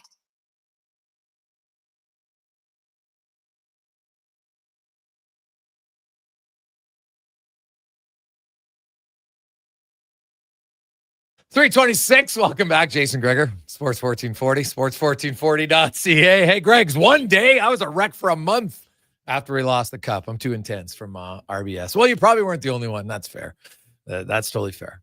I guess say for that one night, it was rough. But yeah, for a while, you probably have some tough nights. But you still had more good nights, I think, overall in consecutive runs to the Stanley Cup final. Think about how many fun nights you had as an Oilers fan the last few years. And not even in the regular season. Like, you won a lot of games in the regular season too. So it's been a good stretch. And we'll see. The Oilers, like, they're a playoff team. I think we all would have pretty much 100% agreement on that. Like there's a few things you can get 100% agreement on. I think the Oilers are a good team. That would be 100% agreement. You could get 100% agreement on the Bill 20 was maybe one of the dumbest bills in history to put in to make voting worse. How was it better? It's not better. It's worse. Lines were way longer. Everything's terrible. I think we'd agree on those two things. Should not make voting more difficult. We already have enough people who don't vote, which could be a whole other conversation. But making it worse? No thanks. Now, let's get around the NHL, brought to you by McDonald's, as they celebrate the return of hockey with Fan Day deals every Tuesday, Thursday, and Sunday. You can get a Big Mac, McChicken, or a filet of fish for only $4.49 plus tax, Tuesday, Thursdays, and Sundays. And, oh, by the way, it's Wednesday today. You know what we're going to do, Cons? I'm in a good mood. Somebody's going to win a $50 GC right now to McDonald's. Very simple. You're going to text in the correct answer. And if you have the correct answer, do you want to do first correct answer, Cons? Yeah, let's do first correct answer in. 833-401-1440. 833-401-1440. It's not a layup question, but it's all right. Which Edmonton Oiler currently leads the Oilers in plus minus through 7 games? 833-401-1440. Their name and your name. Correct answer. 833-401-1440. See who gets the first correct answer. If you get it, you win a $50 GC courtesy of McDonald's. As we welcome in Dave McCarthy from Sirius XM. Davey, how you doing? Don't boo, vote. And I think I stumbled on an episode of Oprah here. Every time I turn around, you're giving out prizes. Do you have something for me? Well, maybe next time, Davey. Sorry, came in. Nothing right now. Nothing right now. All right. What if I win the contest? Oh, do you know the answer? I don't. That's why I'm trying to look it up. That's why you're looking. Hey, well, our listeners are quick, buddy. We've already got the correct answer. Connor's going to have to go through it and find out who is first. Is it Andrew Mangiapane? No, it is not Andrew Mangiapane, which my funny stat was Andrew Mangiapane through the first 6 games had a 100 shooting percentage. He had 2 shots and 2 goals in 6 games. They both came in the first 2 games of the season. So it's good that he was scoring. The problem was he wasn't shooting. But last night, he unfortunately didn't score, but at least he had some chances. He doubled his shot total in 1 game last night. That could have been my other question. Which Oiler doubled his shot total last night? Being him. But Jake Walman also, because he hadn't played yet. So he would have. So I guess he was like the Dos Equis man there for the first few games of the season. He doesn't always shoot, but when he does, he scores goals. Yes, very much true, right? So very true. What is the double of 0? It's still 0. So I guess Jake Walman didn't double his shot total. So now that I'm remembering math, 0 times 0 is 0. Still 0. Yeah. Hey, speaking of zeros, the Calgary Flames offense. How much like a struggle? Like they were bad last year scoring, and they're even worse early in 7 games. Davey, is this going to be a really long year for the Calgary Flames? Yes, I'm deeply concerned about the Calgary Flames. Like last year was one of those years where, quite honestly, I think they overperformed expectations, and I think a lot of things fell their way. And even in saying all that, they didn't make the playoffs. And I didn't expect them to have a year where that many things would break their way again. They didn't go out in the offseason and really upgrade the group at all. So I was concerned about Calgary coming into the year. And from what I've heard, it has done nothing to diminish those concerns on my part of what's going on in Calgary right now. They are not a good team. They can't score. I was actually quite surprised they didn't go out in the offseason and get a quality backup goalie to help Dustin Wolf out as well. They're overplaying him. They have no structure in front of him. So his game isn't looking really good. No one's helping him out. They're not scoring. This is going to be a very, very long year in Calgary. And I guess the pot of gold at the end of the rainbow is the fact that if you're ever going to have a bad year, this would be the year to have it, because there's a pretty good prize awaiting whoever it is wins the lottery. And Gavin McKenna, no guarantee you win it, but obviously if you have the worst year, you've got the best chance. They need a guy like Gavin McKenna. They need a Gavin McKenna to Calgary as Connor McDavid was to the Edmonton Oilers, to really drop the guy in and totally change the look of their team.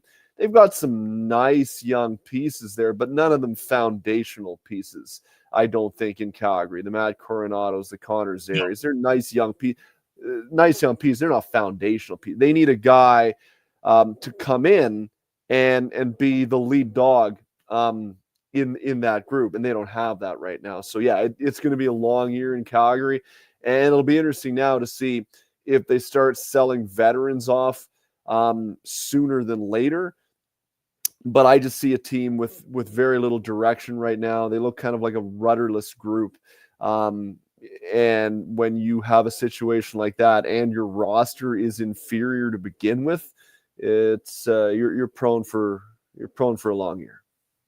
Yeah, no, that is very true. And, there's a few other players. Some people are pretty high on Keaton Verhoff, the right shot, 6'4" defenseman who is playing at the University of North Dakota right now, just left the WHL. You got Ryan Rubroki out of Niagara. So, but, I don't think any of them are right there yet with Gavin McKenna. But speaking of draft pick players, you know me, Dave, I always try to be pretty cautious on young players rather than overhype them and then rip them after that. But man, young Matthew Schaefer has played. He has looked so good. Like, I can't believe he's not even 18 years and 50 days old yet, for goodness sakes. Like, he is a young 18-year-old player in the National Hockey League and is playing phenomenal. Yeah, he is. He's a guy that makes you want to try and tune into the New York Islanders. And this is not to throw shrapnel at the good people on Long Island, but how many times in recent memory have you said that the New York Islanders are appointment viewing? It just doesn't happen very often. They had a few good years. 3 or 4 years ago when they got to the conference final 2 years in a row, but they certainly didn't do it in an exciting fashion. They were a very stingy defensive team. They got timely scoring. They got good enough goaltending. And then ultimately they ran into a team in the Tampa Bay Lightning that was as stingy as they were, but had a few more game breakers, and they ran into a wall. They were never an exciting team. With Matthew Schaefer, this guy has the ability to bring you out of your seat every single shift that he goes on the ice. And as you point out, he's not just 18, he's a young 18. What he is showing is been really impressive to watch. He's got poise. He's got, like, I had a talk with Matthew in the summertime. It would have been around the beginning of August or so, maybe late July, at a golf tournament around town here. And I was just struck by the maturity of this kid. Like, I really was. A lot of times you meet guys who had just been drafted. They look scared as hell. They're not making eye contact with you, not because they're being rude, just because everything's coming a mile a minute and you're young and you're scared and you're nervous and you don't want to say anything that offends anybody. But Matthew Schaefer, man, like he looked me in the eye, shook my hand. He didn't look like he wanted to be anywhere else. He was engaged in what I was saying as much as I was engaged in what he was saying. He was with his brother. His brother couldn't have been nicer. And I came away thinking, like, we sure this kid's only 18? Like, are we sure he's not at least 23? Because I've met few 18-year-olds with the level of maturity that Matthew has. And when you know his backstory, that is incredible. He is a guy that is easy to root for and a guy that I think everyone on Long Island can get behind. This type of guy that is future cap material, in my mind, for fun and soon. Like, that's how impressive he was. And to see what he's been able to do on the ice. This guy's got a point in every game he's played so far. He carries the puck up the ice with confidence and speed. He creates. He's in position. Defensively, he's big. He's rangy. I haven't find anything to dislike about this kid's game yet. And that's the scary part, is that he's going to get considerably better than he is right now, just through osmosis and gaining experience in the National Hockey League. This guy is the complete package, and I've really been impressed with how he started. Spencer Knight, 1.96 goals against, a .937 save percentage in Chicago right now. And like when he's in goal, it's lights out. When they put in Arvid Soderblom, it's a little bit of a different story so far. But Chicago, by their standards, I think they got to be pretty happy with the start they're off to. Now, and Soderblom, like, he's played Boston and St. Louis, not necessarily dominant teams. It's not like the only playoff team that Chicago has played is Florida, but right. They did beat Utah, and they did beat Anaheim, and I guess they beat St. Louis. My bad. So they're a playoff team as well. So, but they're off to a much better start early on. Knight's numbers are obviously going to come down somewhat, but what do you make of the Blackhawks, and can they avoid being a bottom 5 team? Well, I will say that I am more impressed with what I've seen out of them than I was expecting at this point in the year. Look, the fact that they found Spencer Knight and he is giving them some reliable goaltending is important. That was a big problem that they had last year. Couldn't keep the puck out of their net. Now, you're right. His numbers are not going to stay where they are, but he has shown the ability to give good goaltending. And he's at the age now where a lot of goalies start to come into their own. And he went through some struggles a few years ago, and hopefully he's got that sorted out and he's past that. But he's a guy that we forget was highly touted when he came into the league in Florida. That was at a time in Florida with the Panthers where Bobrovsky had a down year. And the suggestion at the time was, well, is this guy going to start pushing Bobrovsky out of the number one role sooner than later? And obviously that didn't pan out. But it's so rare for goalies at 20 years of age to come in and start playing the bulk of the workload. It doesn't happen. 25 seems to be where goalies really hit their stride. So he's getting to that age now, and he's playing with some confidence, and that's been good to see. Connor Bedard looks as good as I've seen him so far in his NHL career. There was a guy that probably was overhyped when he came into the league, and the expectations were at a level where he never had a hope of meeting them. He looks like he's put the last couple of years in the NHL of experience to work this summer and understands now what he needs to do in order to be successful. And that's the details of his game. He's got the raw skill set. If you put him on the driveway with a goalie, he's going to score 10 times out of 10. But I don't care how good your shot is if you're not in position to get the puck, or if you're getting pushed off the puck in the corners, or if you're not retrieving the puck strong along the walls, those type of things that lead you to being in positions to use the shot that he has, which is on another level. He's been much better in those areas of the game this year. Frank Nazar looks like a hit. I talked to somebody when he signed that deal, who's very familiar with the Michigan hockey scene, University of Michigan.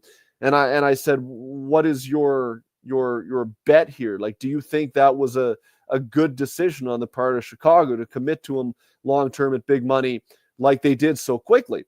And I was told by this source that it might be like 2 years, but he said he was fairly confident that this was going to work out.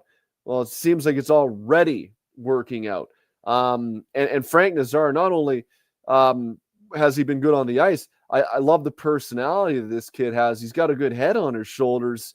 I like the guy that he is. And I was told by this source that his demeanor off the ice and what he's all about and his professionalism and how he approaches the game is second to none. That's why Chicago felt comfortable in placing that bet on Nazar, but he's already delivering. So, we've seen goaltending improvement. We've seen Bedard get better. We've seen Nazar hit. Like, now you're starting to see some elements coming together here, and maybe Chicago won't be quite as bad as we were expecting. I still think that lineup is pretty lean. It's pretty lean.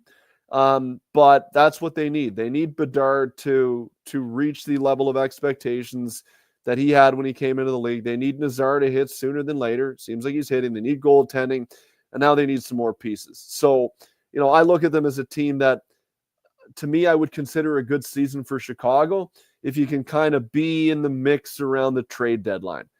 I don't expect them to make the playoffs. I really don't. But if you can play like 60 meaningful games before you start to kind of hit the wall and some teams make up some ground and put some space between themselves and the Blackhawks, I think that would be a successful year.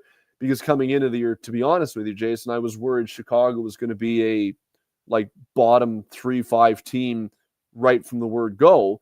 And here it is already 3 weeks that they've bought themselves into the season where you start to think, hey, you know what, maybe we are a decent team here. Maybe we can feel good about ourselves. And you start coming to the rink in a good mood and you have breaks go your way. And then before you know it, you're to Christmas time and you've played meaningful games instead of a team like, for instance, Calgary, where it looks like, man, we're not even at November here. Yep. And you're thinking like, holy cow, we got 5 more months and we don't have a chance. No.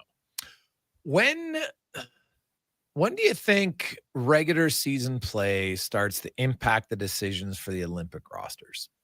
Like, is it game 25? Like, I know, we know there's 6 locks on all the teams, right? And then there's I could probably don't Team Canada and say I think there's 10 or 11 or 12 realistic locks that I think are going to make that team. But how much do you think this regular season will impact the decisions for the Olympic roster?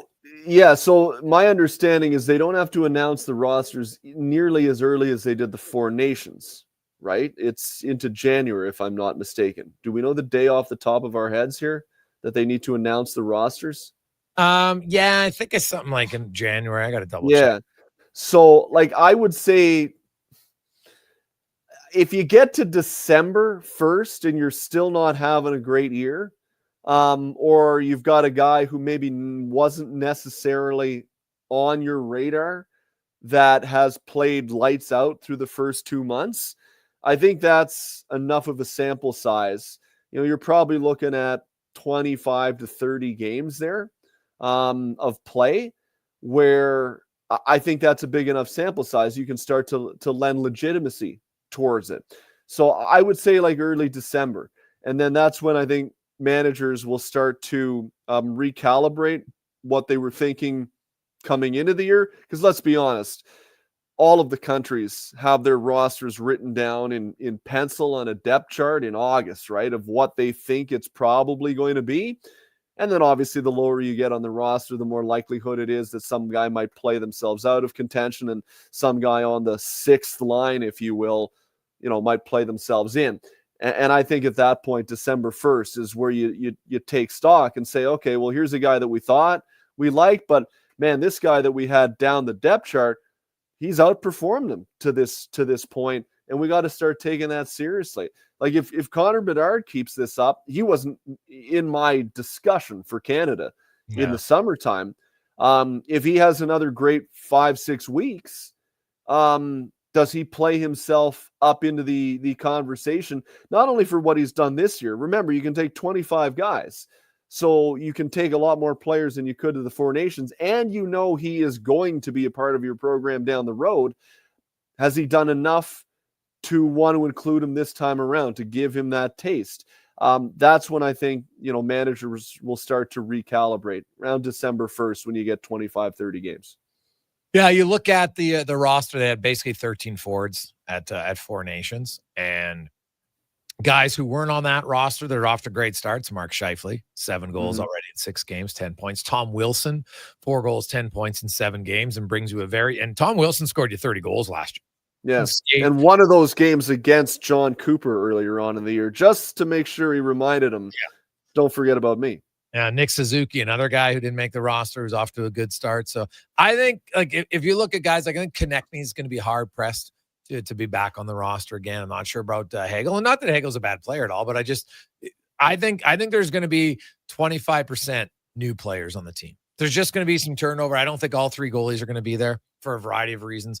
I think there's going to be some forwards, probably at least one defense, because they basically had 8 D-men, and they're going to take 8 D-men, 14 forwards, and 3 goalies. That's what I'd assume. I don't see why you would take 15 forwards and 7 defensemen. That doesn't make much sense. No, that doesn't make any sense to me at all. What about Brad Marchand? We were debating this at practice this morning. Yeah. Well, you know what? He's close. I know he didn't play a ton, but man, you look at him in playoffs, and then what he's got? He's a point-a-game player to start the year, right? Yes. So I think he'll be one of those guys that they're like, hey, how's he looking in January? Where's his speed at? All those sorts of things. And I think if he's there, he's a big game player. And big game player.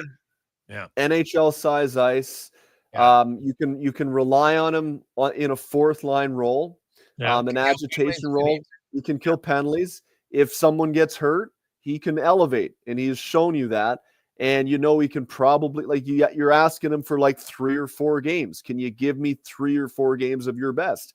I think he can. And the other thing I'd say about him, when you're asking somebody for 3 or 4 games on that stage, the moment will not get to Brad Marchand. And I'm confident in that in a way that I wouldn't necessarily be confident in another guy that doesn't have near the international pedigree that Brad Marchand does. That's why I think it would be, and you can even sit him out as a healthy scratch. He's not going to bitch and moan and whine and complain. I just think everything about the guy says versatility, whether it's top line, lower in the lineup, out of the lineup, good vibes in the room, NHL size ice. You're not asking him to fly up and down an international ice rink. And he's playing good right now. There's still a lot to like about Brad. And I'll tell you what, I thought down the stretch last year, like March and April, prior to the Stanley Cup playoffs, after the 4 Nations, I wouldn't have said that. I would have said, yeah. And I did say, this is a guy that might be in tight to make the Olympics. I think I have to change my mind now. Davey, have yourself a great one. We'll talk to you later. Sounds good, buddy. See you. You betcha. We'll see you on Sunday on the Runch. Quick break. We'll come back. We got 5 questions and more on the Gregor Show, presented by PlayAlberta.ca. Sure, your couch is comfortable, but watching the game is always better and on the rocks. With crystal clear TVs, you won't miss a single play, and the specials are a major league win. Pre-game warm-up starts with specials 30 minutes before the puck drops. Get 69-cent wings and $5.75 Molson Canadian and Coors Light drafts, and play score and win every game for your chance to win big. Be part of the action this hockey season. See the menu online at ontherocksyeg.com. You've probably heard the term supply and demand. Something is needed and someone supplies it. We're GS Construction, and we're in the supply and demand business with you. Edmonton and the surrounding area continue to grow. Infrastructure has to be continually replaced and upgraded to keep up with demand. You see it with new buildings and new roads, but what about below ground, where all sorts of pipes bring you water and take wastewater away? That's where we come in. For more on what we do, go to gsconstruction.ca. When pumpkins glow and night turns chill, there's one fall treat that fits the bill. A pizza shaped like a jack-o'-lantern with smiling pepperoni pattern. Thin golden crust, so cheesy and tasty. Get yours now, better be hasty. It's only around for a limited time for a spooktacular price, $17.99. Better ingredients, better pizza, yes, it's true. Papa John's Jack-o'-lantern Pizza is coming for you.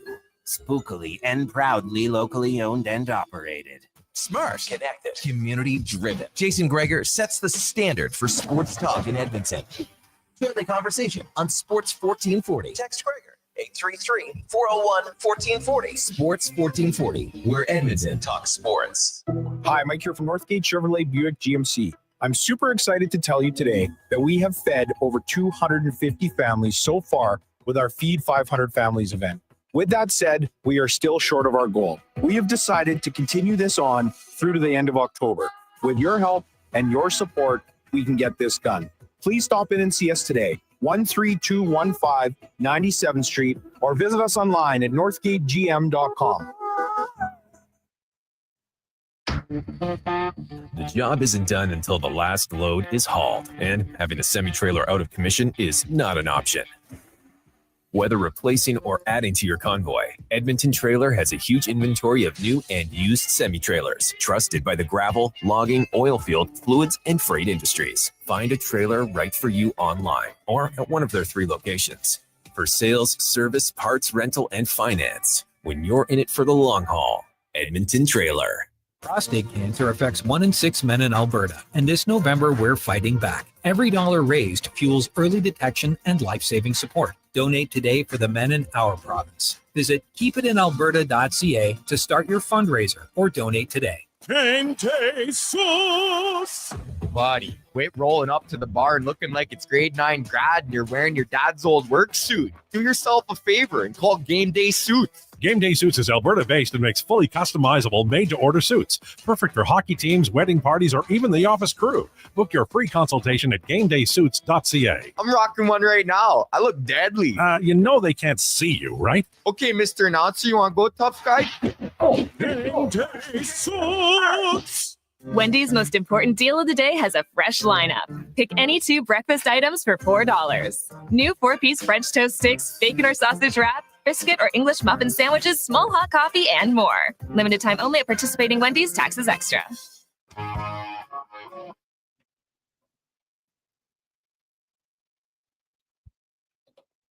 Portions of this hour brought to you by Cantork. What's the best way to beat the tariffs? Buy Canadian. Cantork's products are not only made in Canada, but right here in Edmonton. Save money, support Canada at cantork.com. The Jason Gregor Show, the best of Edmonton sports talk and beyond. This is Sports 1440. Presented by PlayAlberta.ca, Alberta's only regulated online gambling website.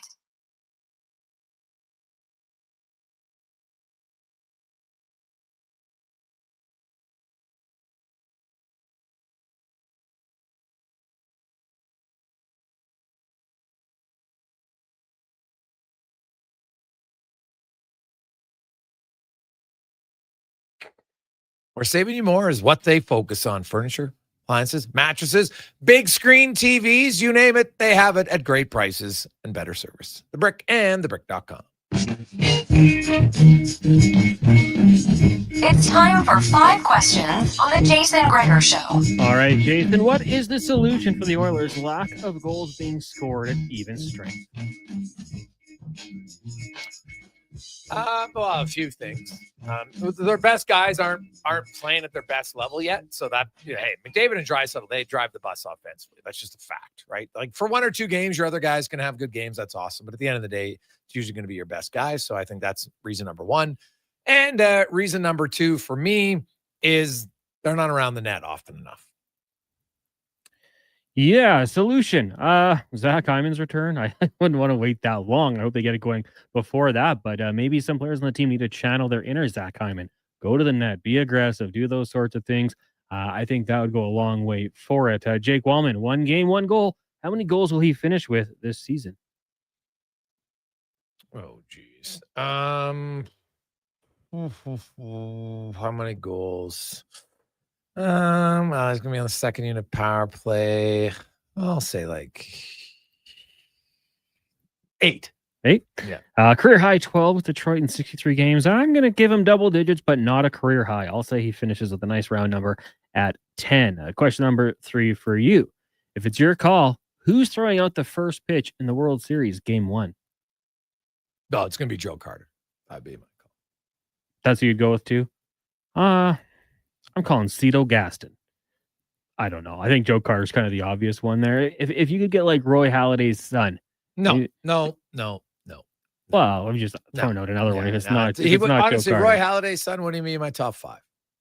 All right. Question number 4. Raptors kick off their season tonight. Where do they finish in the East this year? Well, Con, that's a really good question. I could see that. I'm going to say they'll make the play-in. I think they're going to be 10th. I'm with you. I don't think I have them as getting right into the playoffs, a play-in team. I don't know if I have them getting past that, but yeah, I think the 10 is probably a good spot for it. Final question for you today. Jonathan Lyer, like Mike and other movies in his youth. So when you think of kids who crushed it in movies and TV shows, who comes to mind? Go ahead. The little girl in Little Miss Sunshine. I thought, it wasn't the biggest role, maybe. Like, there's a lot of supporting cast around her. Then she went on to be in Zombieland, which I thought was awesome. And I guess, growing up, the Olsen twins in Full House, they were the first to come to mind. So those would be the two for me. Really? Maybe Lindsay Lohan in that movie where she played two characters. Pretty impressive. Parent Trap, yeah. Who am I thinking, man? Well, I guess if I had to go, like, Haley Joel Osment in The Sixth Sense might be like the one like great role for a young kid that I can think of. But then the other one would probably have to be Macaulay Culkin in the Home Alone series. He was, kids still love him in that, man. So I'd probably, I guess I would go with that. Yeah, I can't think of anybody else off the top of my head. It holds up. Yeah. So yeah, the kids still love it for sure. What about the other guy? I guess you probably have to Daniel Radcliffe in Harry Potter, right? He was that's pretty sound. So trying to think of like any other ones. No, I can't think of any that stand out. For Declan, how about the cast of Stand By Me? Well, it's a good show. Yeah. Multiple different characters at that. So yeah, I could see how, but it's hard to well, and she was, what's her name? In War of the Worlds. Dakota Fanning, is that her name? I think it's Dakota. Yeah, she was pretty good in that. So that would be my choice. So. Boys, what about the Malcolm in the Middle kids? Yeah, they'd be up there. Could see it. Frankie Muniz was pretty good. Yeah. Now he's a race car driver. Yeah. So yeah, it's really expanded, moved on, grown up. That's what happens. Although if you're driving a race car, you're really growing up, Livingston? Well, we'll find out tomorrow on the show. Let's get to a quick sports update, and then we're going to get to the business of sport. Rich Winter, got Ian Pulver joining us in about 20 minutes time and more. But first, let's get to the con man and a sports 1440 update brought to you by Loca. Your fridge just got an upgrade. Over 200 chef-prepared gourmet meals are waiting at Loca Quality Markets. 2 locations, Sherwood Park and Edmonton. Check it out online, loca.ca. Good, healthy food. The Sports 1440 update. The Vegas Golden Knights goaltender Aiden Hill will not travel on the three-game East road trip, considered week to week a lower body injury, according to head coach Bruce Cassidy. He'll suffer the injury in Monday's 4-1 victory over the Hurricanes. On the ice tonight, you got the Devils in the Wild, the Red Wings in Buffalo, and the Flames hosting the Canadiens in the association. The Raptors kicking off their season in Atlanta, taking on the Hawks. That gets going at 5:30. Elsewhere, Magic taking on the Heat, Pistons in Chicago, Bucks host the Wizards, Spurs taking on the Mavericks, Suns host the Kings, and the Timberwolves are in Portland. Earlier today in the AJ Camrose fell to Lloyd Minster 7-5. And some news from the NFL. Quarterback Jaden Daniels will miss week 8 for the Commanders when they take on the Chiefs. Marcus Mariota getting his 4th start of the season. Coming up in hour 3 of the Jason Gregor Show, another edition of the Business of Sports with longtime NHL player agent Rich Winter and agent Ian Pulver. I'm Connor Halley. This has been a Sports 1440 update. Sports 1440, Stingray Radio Station. CKJR broadcasts from West Edmonton Mall and Wetaskiwin. Download the free Stingray music app and listen wherever you go. Legacy Heating and Cooling is the #1 furnace replacement company for zombie hunters. Those who know their old decrepit furnace passed away years ago. It's decaying husks shuffling around now as the burden Legacy Heating will send your undead furnace to its grave, replacing it with no payments and no interest for 1 year. Protect your legacy from the beast in the basement. It's time to destroy the furnace of the dead. Legacy Heating and Cooling. Excavators, loaders, lifts, compaction equipment, and more. Find the XCMG construction equipment you need. Available for rental or sale at Japa Machinery Group. Japa, helping build Alberta from the ground up for 50 years. Visit japamachinery.com. When pumpkins glow and night turns chill, there's one fall treat that fits the bill. A pizza shaped like a jack-o'-lantern with smiling pepperoni pattern. Thin golden crust, so cheesy and tasty. Get yours now, better be hasty. It's only around for a limited time for a spooktacular price, $17.99. Better ingredients, better pizza, yes, it's true. Papa John's Jack-O-Lantern Pizza is coming for you. Spookily and proudly locally owned and operated. This hockey season, before every game, check out the pregame show with Andrew Walker on Sports 1440. It's brought to you by Titan Supply, your only source for rigging, lifting, and hauling products. Visit titansupply.ca. Wondering what you can afford? Let Go Auto do the math with our free car loan calculator. No pressure, no awkward convos, just quick answers on your budget and payments. Bad credit? No credit? We got you. Text check to 780-777-7777. That's check to 780 all 7. Find out what you qualify for and start shopping with confidence. Go Auto. Drive what you love with payments that make sense. Love it. I heard that. I'm Rick Showers from Noble RV, and I want to explain how our operation works. You see, over at the new RV store, they take orders and try to sell them all by camping season, and sometimes they sell out early. Sometimes they're stuck with a few that just won't move, and maybe they take a couple of used ones on trade. At Noble, it's a whole different ballgame. You have inventory arriving all the time, right, Rick? That's right, Bob. The RVs at Noble are here on consignment. Folks choose to sell their RVs with us because the customers are already here. And you specialize in used RVs. Better believe it, Bob. The new RV stores are not that interested in used models. And nobody in Alberta has more quality used RVs than we do. Not by a long shot. So if you want to sell yours fast, come to where the buyers are. And that's here. And that's Noble.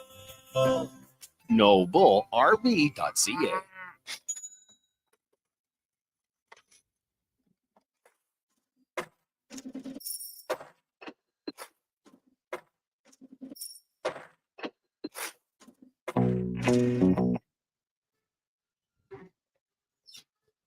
Portions of this hour brought to you by Leading Edge Physio. From weekend warriors to professional athletes, kids playing soccer to grandparents in the garden, rotator cuff tears, and tendonitis to post-surgical knees and hips, we fix your body. Life shouldn't hurt. LeadingEdgePhysio.com. The Jason Gregor Show, the best of Edmonton sports talk and beyond. This is Sports 1440. Presented by PlayAlberta.ca, Alberta's only regulated online gambling website.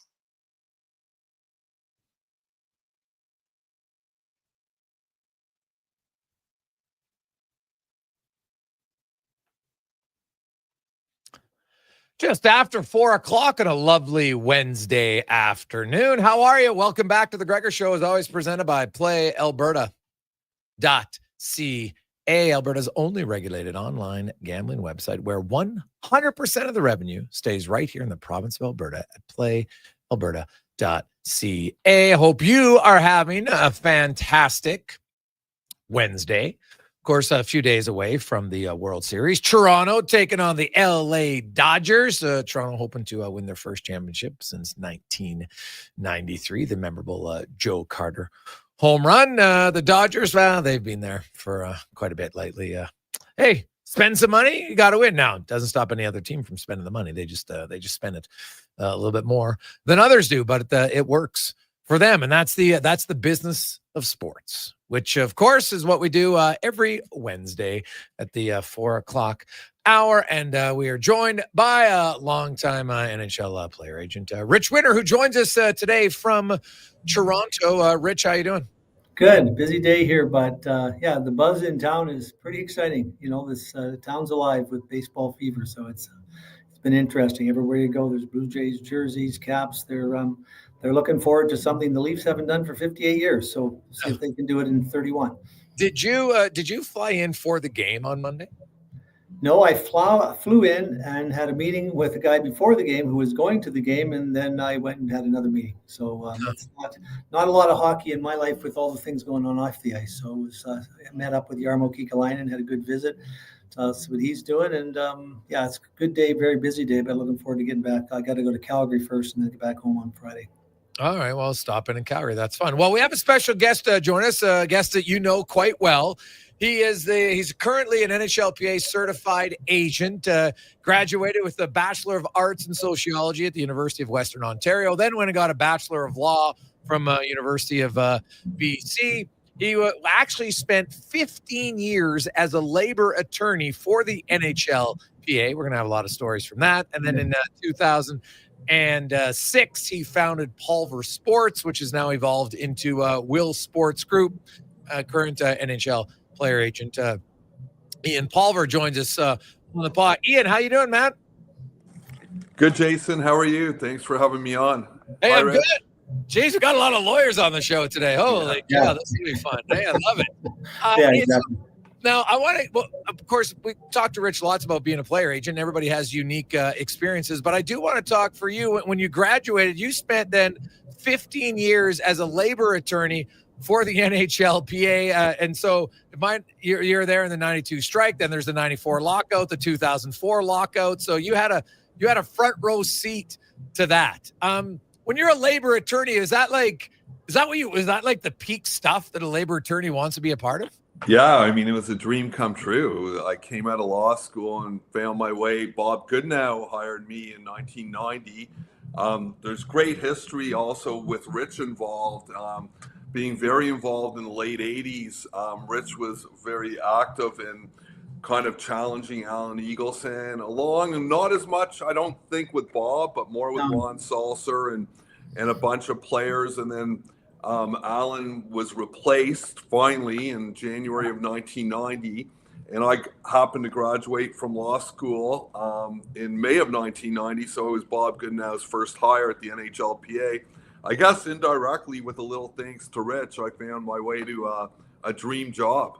I haven't sent you an invoice for that. I forgot about that. But Bob was pretty crafty, because as Salser and I were out there taking the punches and leading the fray, he just kind of quietly sat in the weeds and watched what was going on, and really did, to his credit, did his job positioning himself as a little bit of Switzerland when it all came to fall. And I didn't realize Ian was his first hire.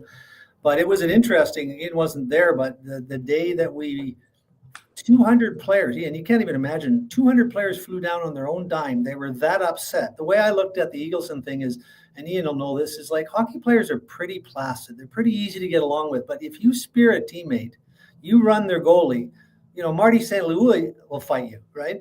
And I think what happened is the gap got so big that they finally realized that they were getting screwed. And that's when they decided, they got to get involved. And it was, I remember saying to players, if we could get salary disclosure, which we got just before Bob came on board, because that was sort of John Ziegler's peace offering to maybe get everybody off Al's back.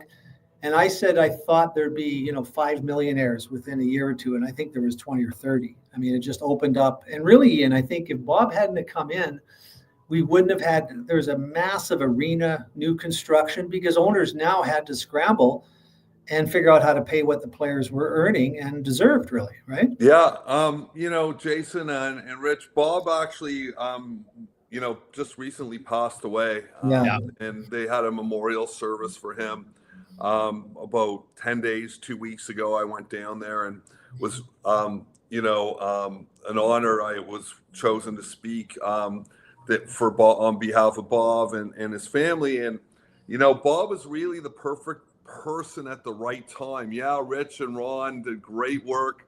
I think it actually kind of the transition to Bob. Bob put his blood, sweat, and tears into the union.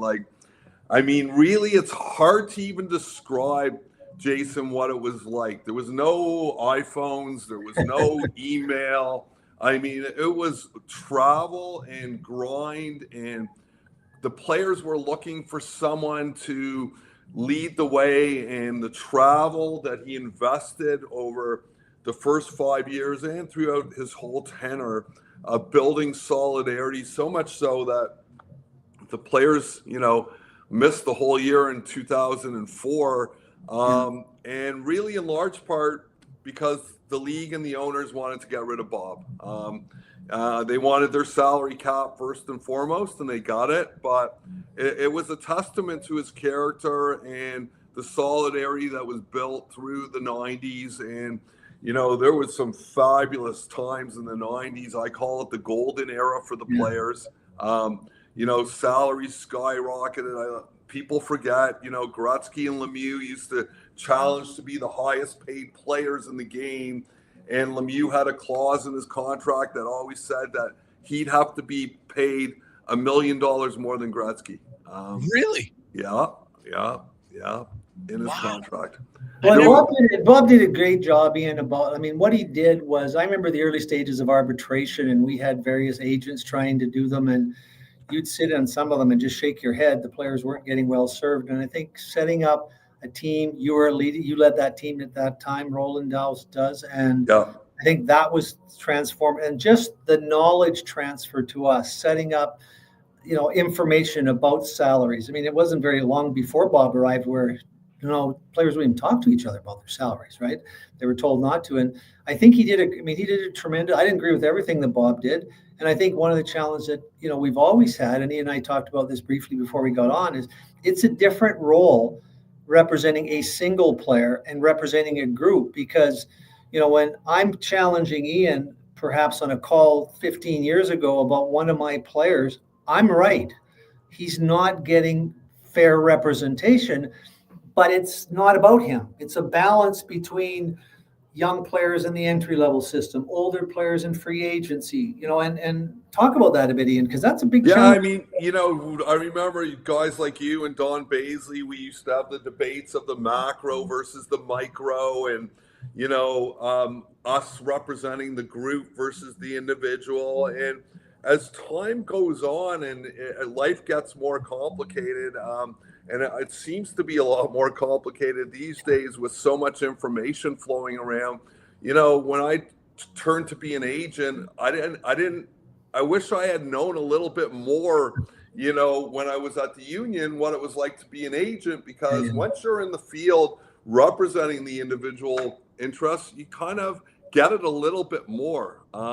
So it's a fine balance between representing the group, and there were some difficult decisions made during the lockouts, and who would qualify for lockout pay versus not. And, the union was always under the microscope, but the flip side to it is that the agents were always taking the first call from the player when things weren't so good. So, there was a lot of respect for guys like Rich and Don Meehan and Pat Brisson and all the other agents that were agents at the time when I was at the union, and then I became an agent and realized, okay, there's a whole different side to it when you drill down and live it. So, well, and I think Ian, there's a feeling like, I don't know if we disliked each other or just disliked the experiences we had at times when you're head to head, because, and you mentioned to me the other day when I texted you after Bob passed, and as we get older, we look at things differently. And, I'd get really frustrated with the guys at the union, because I think sometimes we felt like they're talking down to us. And I'm not sure that's the case as much as I think it's true that they really, as a group, you believe you're representing the whole, and that we don't understand that. And I think it's really true, because I'm so focused. We talked briefly about a arbitration or a discipline hearing that Dom Hashek had. Sorry, I'm working out of a hotel lobby, and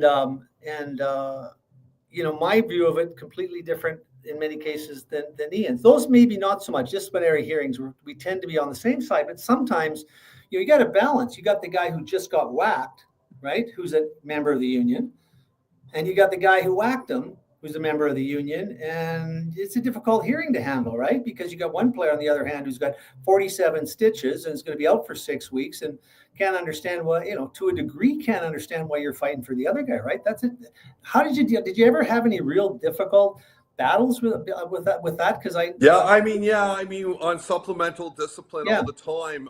Our job was really to serve as a check and a balance versus the league to make sure that they were consistent in meeting out discipline. And that was our kind of mission, to make sure that Brian Burke in the early years and then Colin Campbell in the latter years when I was around were as consistent as possible in handling discipline. And at times it would come across that we were kind of supporting the victim. Sorry, not the victim, right? The aggressor. But we were just trying to do that to make sure that, they were consistent across the board when they were rendering decisions. And sometimes the victim and the victim's agent were like, what are you guys talking about? Like, I'm missing 3 months, but we would flip around and say, well, we got to make sure that we know what the rules were. So, there were those push and pulls all the time. And that's what we did. I mean, there was extreme communication always to the agents during our era. Maybe it's a lot more less so during the current administration, maybe in part because of the cap, and maybe because we weren't building a marketplace anymore. So it's a little bit different, but that's how Bob operated. Bob was on for 16 years straight. He never turned it off. And, it was every single day he would walk through the doors of 7-7 Bay or 1 Dundas, the headquarters of the NHLPA, always on high alert. He never let his guard down. And it was driving the players' rights, driving the players' benefits, pushing the agents to do great, to make sure that the players were properly represented. Some agents, and there were times where Rich would write letters or call us and say, don't agree. But at the end of the day, we had the group, you had the individuals, and it worked out pretty well from 1990 to 2006. Yeah. And they did some really things you don't think about, Jason, is like they instituted an arbitration system. So when agents and players have disputes, we're not in a 5-year battle with a lawsuit. Yeah. I assume that was in large part because Bob just wanted to keep all of that out of the newspapers. But the reality of that, it's made it really easy to settle those cases, because we all know if you dine an 8-year deal and a guy thinks it's going to be really cute and fire you year 1, we know what the drill is. You pay the X amount. It's been decided by an arbitrator in Ron Salser's cases years ago, Alexei Zhamnov. And those kinds of things have made our life easier, right? Yep. Because you can imagine, players leave reasonably regularly, not maybe as much as other sports, but you've got maybe 20, 30 players changing agents there. You can imagine the fodder that would provide for social media if that, those went to trial, and it would have been a nightmare. So there's just a lot of administrative things that were done that have proven to be pretty helpful to all of us as an industry. Yeah. So Bob gets credit for that. I remember we all would sit around and, we weren't happy with Bob and a lot of, and Bob could be a bit arrogant, and at times, and maybe that's necessary when you're leading a group, but we get frustrated. But it was hard to get really frustrated because salaries were growing 10, 15, 18, 20% a year.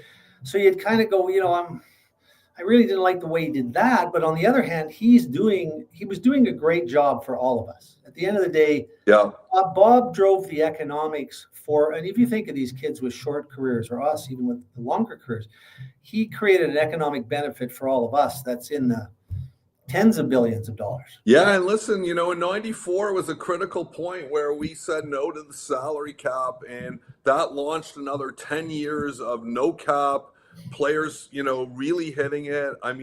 Guys like Korea, Forsberg, really jumped through the hoops. We're earning up to $10 million a year, and it's not far off of what it was, 20 years ago now, right? So, when you look back on that era, I would say that everybody did pretty well. Well, and I think about it, I find it hard to believe, but one year, I think his big contract after he won the MVP twice was about $9 million average. He made $11 million a year. That's 15, 20 years ago. Right. And that just illustrates the impact the salary cap has had on the players. And on the opposite side, the worth and the values of these teams have gone through the roof by securing the salary cap. Now, it's interesting there because you're right, the top end guys' salary haven't gone up, but the average player's salary has increased a lot, right? So if you look at it and say, okay, there's way more money available to the players now than ever before, and we could still argue it's probably not enough when you consider they don't get any money anytime there's an expansion. That always surprises me a bit that the owners get 100% and the players get none of it. I know it adds jobs. I understand all that, but we're talking $2 billion now is what it's looking at for a new expansion. When you look at it from an NHLPA, because you talked about how Ian, you said, man, I wish I would have known more about the agent side before I got into it, because I probably would have understood some things beforehand. But I want to go back to, because in the business of sport, we like to talk about lots of different jobs that are available. And when you're a labor attorney for NHLPA, what were your main responsibilities when you're a labor attorney for the NHLPA as a whole? Well, I mean, that's a good question. I mean, the roles have certainly expanded. I mean, the role I played is first and foremost, I traveled with Bob all over the place and kind of had player relations and was able to interact with the players. I headed up the salary arbitration program and the grievance arbitration program. And when we got there, and Rich will remember, the arbitrators were not independent arbitrators. They were appointed by the league. And in some cases, some of the judges that were on the panel were friends with John Ziegler and Alan Eagleson. It was absolutely crazy. But so we were responsible for finding independent arbitrators, building fair programs. From a legal perspective, if you don't have an independent arbitrator to resolve disputes between management and labor, the paper that the collective bargaining agreement is written on is worth nothing. And so that was our one saving grace with the league, with the owners, to say, hey, you know what, we have a dispute here, and if we can't resolve it, we're going to person X, the arbitrator. And that's when things got real, because that's when the league got real in negotiations with the players and the union. So I was very involved in that. I was very involved in supplemental discipline, working with the league, and educating the players. We would hire outside attorneys to be involved as well. But now I think at the NHLPA, John Gerba leads up a team that actually is in-house that does a lot of the collective bargaining as well with Don Zavalo. It's a fascinating job, that's for sure. I will tell you, at one point in my career, I thought I'd be at the NHLPA forever. But as we all know, shit happens, right? And so... Yeah. Well, like Ian, I'd love to know what did a day, there's no average day at the PA, and there's really no average day in our job now, but what does a day look like? You come in on a Tuesday morning, middle of a contract, it's no negotiations going on. What are you doing on a Tuesday in December? Well, I mean, it's a good question. First of all, it's now 18 years ago, right? So, wow. But I will tell you this, from back in our day, from October 1 to December 1, we were on the road for 90 days. The fall tour. Traveling to 30 teams. So I was part of that team. Now, Ian Penny or some of the other labor attorneys weren't at the time. On all of those, we were writing letters to the league. We were fielding calls from agents, from players. I mean, we were dealing with injuries. We were dealing with disciplines. We were dealing with agent calls on marketplace. There was no cap. We were very involved in negotiations and support. The computers, there weren't, like in the early years, there were no computers. So, it was like we were building programs to help the agents, with programs. And then we would prepare for, summer meetings and other things like that. So, just like our job, Rich, I wake up on a Monday after a weekend on junior hockey or AHL hockey. You don't know what's going to come through your door, and that's the wonder. That's what's kept us so young for all these years. Little things like this week, I had a young player who got traded last week. Rich, hold on just a sec, because we got to go to a break, so we don't run too late. So we'll take a quick break. We'll come back. We want to get more with Ian Paul, Rich Winter here on Sports 1440, sports1440.ca. Sure, your couch is comfortable, but watching the game is always better and on the rocks. With crystal clear TVs, you won't miss a single play. And the specials are a major league win. Pre-game warm-up starts with specials 30 minutes before the puck drops. Get 69-cent wings and $5.75 Molson Canadian and Coors Light drafts. And play score and win every game for your chance to win big. Be part of the action this hockey season. See the menu online at ontherocks.yeg.com. You'll see us digging holes. No, we're not looking for buried treasure. You'll see us digging trenches as well. And no, we're not building a fort. We're GS Construction, and you'll see us in neighborhoods throughout the Edmonton area. So what are we doing? GS Construction provides rehabilitation and upgrade services to Edmonton and surrounding communities. Some of our underground utilities have served us for years and are past their useful lives. We replace them, so they're around for years to come. Find out more at gsconstruction.ca. Edmonton Elks Spectacular is back, presented by Goodwill. October 24th versus the Calgary Stampeders, featuring pumpkin carving contest and more. Plus, we're collecting donations supporting Edmonton Women's Shelter Win House. Tickets at goelks.com. Noodle, noodle, noodle, noodle, noodle, noodle, noodle, noodle, noodle, noodle. Noodle, noodle, noodle, noodle, noodle, noodle, noodle, noodle, noodle, noodle, noodle, noodle,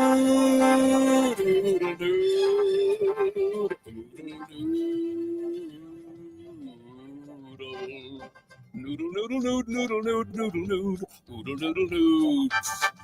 Noodle, noodle, noodle, noodle, noodle, noodle, noodle, noodle, noodle, noodle. Throw a load down to Oodle Noodle tonight because dine-in is open. From the first face-off to the final whistle, Sports 1440 is your home for hockey talk with live coverage, expert analysis, and pre- and post-game shows. We bring you closer to the game. Tune in 24/7 only on Sports 1440, Edmonton Sports Station. You got a go-to coffee spot, a trusted barber, even a lucky game day jersey. But when it's about looking your absolute best, there's only one name you need: Mr. Dirk. Family run since 1939, we're experts in crafting impeccable tailor-made suits and offering a wide variety of everyday styles. Pair that with personalized one-on-one fittings and the convenience of on-site tailoring. Mr. Dirk elevates your style game. Visit our Edmonton store or explore MrDirk.com. Score big on style with Mr. Dirk. They're not just a grocery store. They're a butcher, a baker, a cafe, deli, rotisserie pizza, and restaurant, all under one roof. Loca Quality Market does food differently with 2 locations to serve you: Edmonton and Sherwood Park. Visit loca.ca.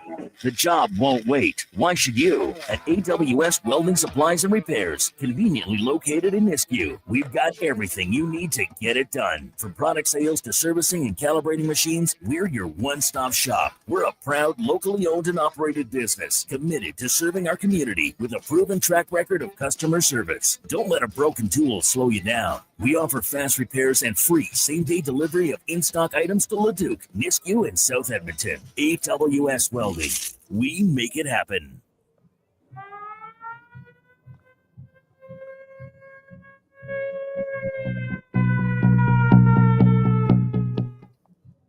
Portions of this hour brought to you by On the Rocks. The Oilers are back in action, and OTR is ready to be your hockey headquarters. $5.75 Molson Canadian, 69-cent wings, and play score and win every game.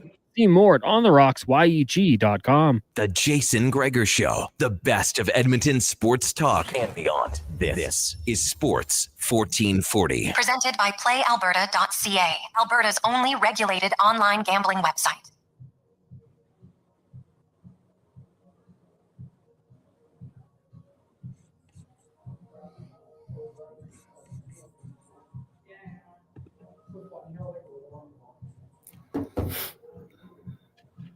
$4:30, we continue on the business of sports. Today, our special guest, Ian Pulver, joins myself, Rich Winter. Of course, Ian, a longtime player agent, started his own firm in 2006 after spending 15 years as a labor lawyer for the NHLPA. And we've discussed a lot about kind of what you learn in that role, and then you go to the agent's role, having been on that, like the group side of the NHLPA, and then you go to represent the individual player. What was there any, you mentioned, hey, I wish I would have known it to help you on the PA side, but what was the benefit of becoming your own agent or an agent afterwards, having worked in the NHLPA? Like what did you benefit from that? How did that help? It gave me instant credibility, which helped a lot, sort of. But then it took a long time. It took me a lot longer to build my own business than I certainly expected. I left thinking I had 800 friends. And then you realize that, there's loyalty, strong loyalty, and I respect that now more than ever. And so it took me longer. I didn't want to go work for a big company. I kind of felt like I had worked for a big company, and I wanted to kind of forge my own way. And, for listeners out there, it's hard because, you start and you identify talent, and I don't know, Rich probably would be closer to the number than I, but it's like baseball. Like, you know, if you're hitting 300, 3 in every 10, you're doing quite well. And that's how hard it is to get a seat in the lodge of the NHL. You know, I like to say you can bring every single NHL team, fly them into Pearson, bring 32 buses down to Scotiabank, and you can't even fill an entire section or maybe 2 sections of that entire building. Or you bring them into, you know, the oil drop, you know, the stadium. Is it Rexall? Rogers Place. Rogers Place. You can't fill 2 sections, lower bowl of NHL hockey players. And then you take it one step further. Chris Chelios, you would have to kill Chris Chelios to get his chair in that section. He played until he was 48 years old. Yeah. And so Connor McDavid's not giving his up, and Zach Hyman's not giving his up. But that's a wonderful example of a guy that, you know, lo and behold, he got it, he secured it, and he's not giving that thing up, right? And so who's going to make it, who's not? Rich has lived it.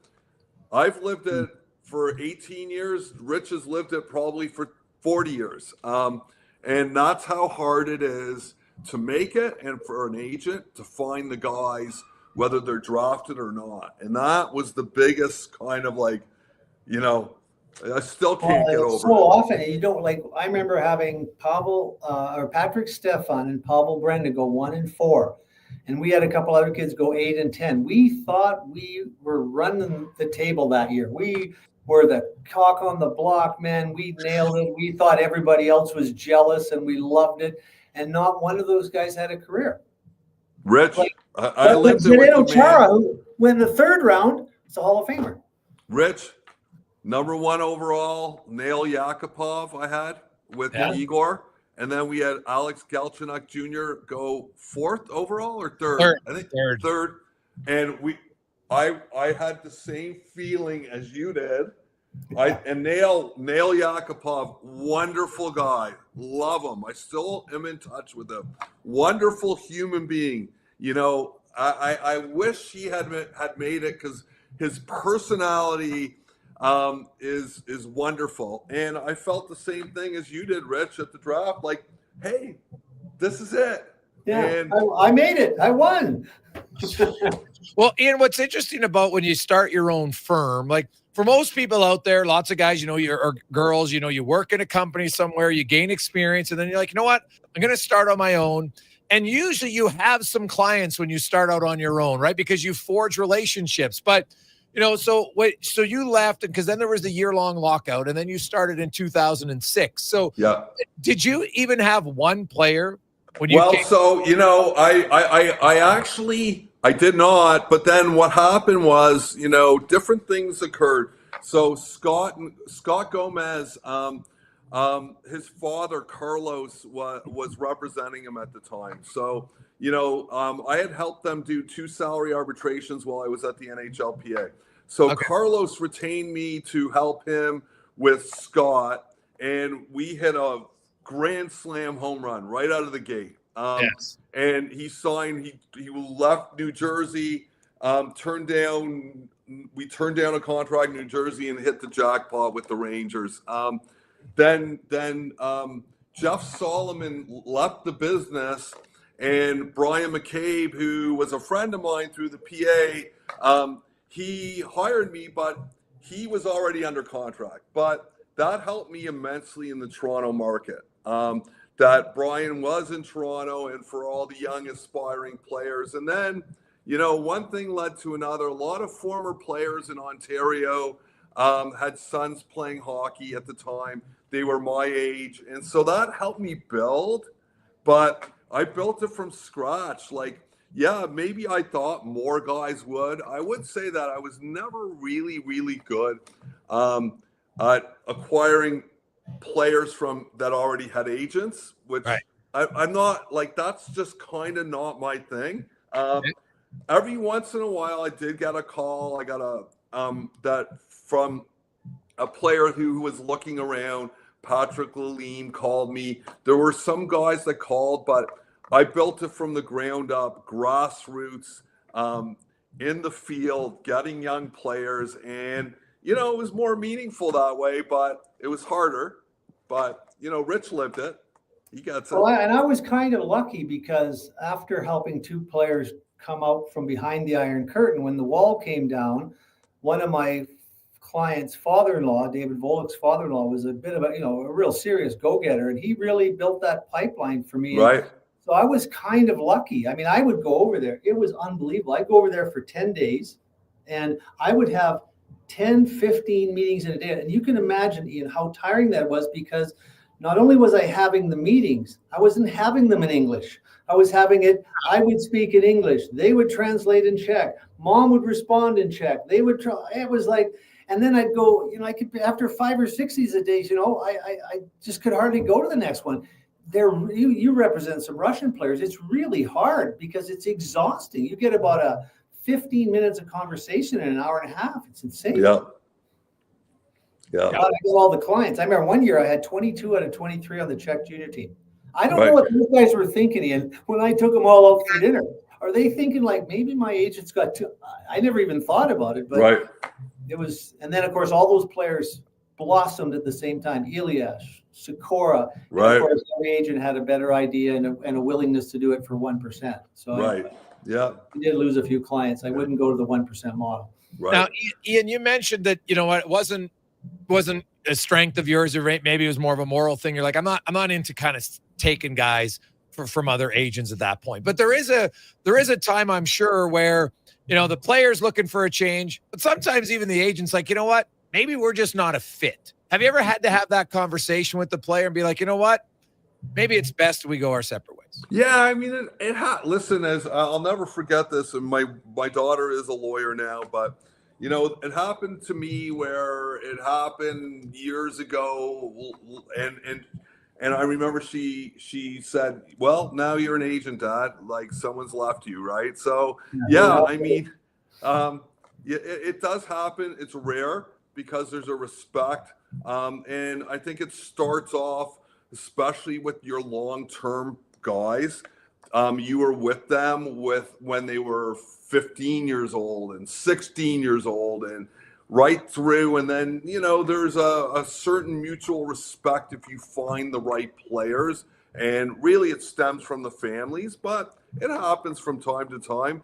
And it happens to all of us. So like everything comes out in the wash, and generally speaking, your reputation is everything. And, I'm not saying another player won't come my way that has another agent, but it's far and few between in my business model. But others are over the top trying to do it, and I don't think that's right. And those guys, Ian, they're all saying, "Oh no, the guy called me." Yeah, right. 15 guys called me this week. I've had it a couple of times when I was really young. I was hanging out with Grant Fuhr all the time. And at that time, my wife and I are about the same age as Grant and Karine. And then we're going for dinner with Essa Tikkanen and Craig Mooney. And at one point, Essa actually phoned me and said he wanted, and I never even thought of recruiting Essa because he had Don Basie. And I'm thinking, Don's, I know Don. I like Don. He's a good guy. I never even thought about it. Then one day he called me and said, I'd like to hire you. And I said, well, like I thought for marketing, like, what do you? No, I want to hire you. And I was like, that was the only time where I had to, okay, like you live 2 blocks away, I'll come over. Right. But it doesn't happen very much. And I've actually had, Jason, to your point, like I've had a player who tried to fire his agent twice and hire me, but the agent's a friend of mine. So I would call him and say, you're in trouble with this guy. Like but if you're going to lose him, I mean, I'll take him, but I want you to know. So the player stayed with him for a while and then went through the second go round, called me again. And finally, the third time I called, it's Kurt Overhart, right? I get along pretty well with Kurt. He does a good job. And I said, Kurt, like, what do you want me to do? He said, look, Rich, what you just said. He said, he's a good kid. I like the family, but we're just, we're not really connecting on what he thinks I should be doing. So you go ahead. That was a strange one, but sorry to interrupt, but is there a code amongst agents that if a player approaches, like let's say one of Rich's guys approaches Ian, do you call the other guy first? Is there a code on that? Is it more come down to personal relations from agent to agent? Yeah, probably personal. You hear the story on the other side, you measure the believability, and then you decide what to do, right? And so sometimes, like, you'll hear, I haven't talked to my guy in 18 months. And then that's kind of like a signal, like, I don't think the other agent cares that much about him. Or usually they're players sometimes that just are spinning their wheels. So it all depends. And especially like Rich said, there's a couple agents that I am friends with, and, that's a red flag. And, we're getting it sometimes when agents want to switch to work with other groups, younger agents. So, I had a call from another agent leaving a friend of mine. And he said, well, I'm going to leave with some players. And I said, I'm friends with the agent and I wouldn't engage it, but he went somewhere else to another friend of the other agent. And sometimes things don't make sense. Ian Pulver joins us here in the Business of Sports, Rich Winter and Jason Gregor. It's always fascinating to learn that side of it. Ian, I do want to ask you one other one. Rich has always said for him, the big guys, because we've had a lot of people question. I know you mentioned Scott Gomez. There's not a lot of players. I know Drew Doughty's probably the last big name guy to negotiate his own contract. And Rich even said, when it's a big name player, it's not that hard of a negotiation because you especially now that the numbers are public, right? So you're able to go there and say, okay, well, this team has $4.8 million in cap space, and here's the players that's similar into my mold. But the truth about comparisons are, I can manipulate the numbers a lot of different ways to find a comparable that I find is beneficial for me, because that's my job, whether it's I'm working for the team or I'm working for the player. How big of it, because I know in arbitration, there's certain restrictions on what you can bring in and rules. When you're just negotiating with a GM head up and there's no arbitration, okay, I got player B here and I think he's similar to player C, D, and E. Or do you not even bring up other players and other teams because every situation's different? Well, it depends on the player's rights. You're always bringing up comparisons. Okay. Whether the team buys into it or not depends on the philosophy of the team. Okay. And then, it depends on the player's rights, whether he's a group 2 with no salary arbitration, then salary arbitration. And then the ultimate leverage is when you creep through closer to unrestricted free agency, then you start to hold a little bit more of the leverage. And then it depends on whether the team really likes the player and whether they have a replacement coming his way. So there's so many different factors. What I was going to say, I thought you were leading, do players need agents?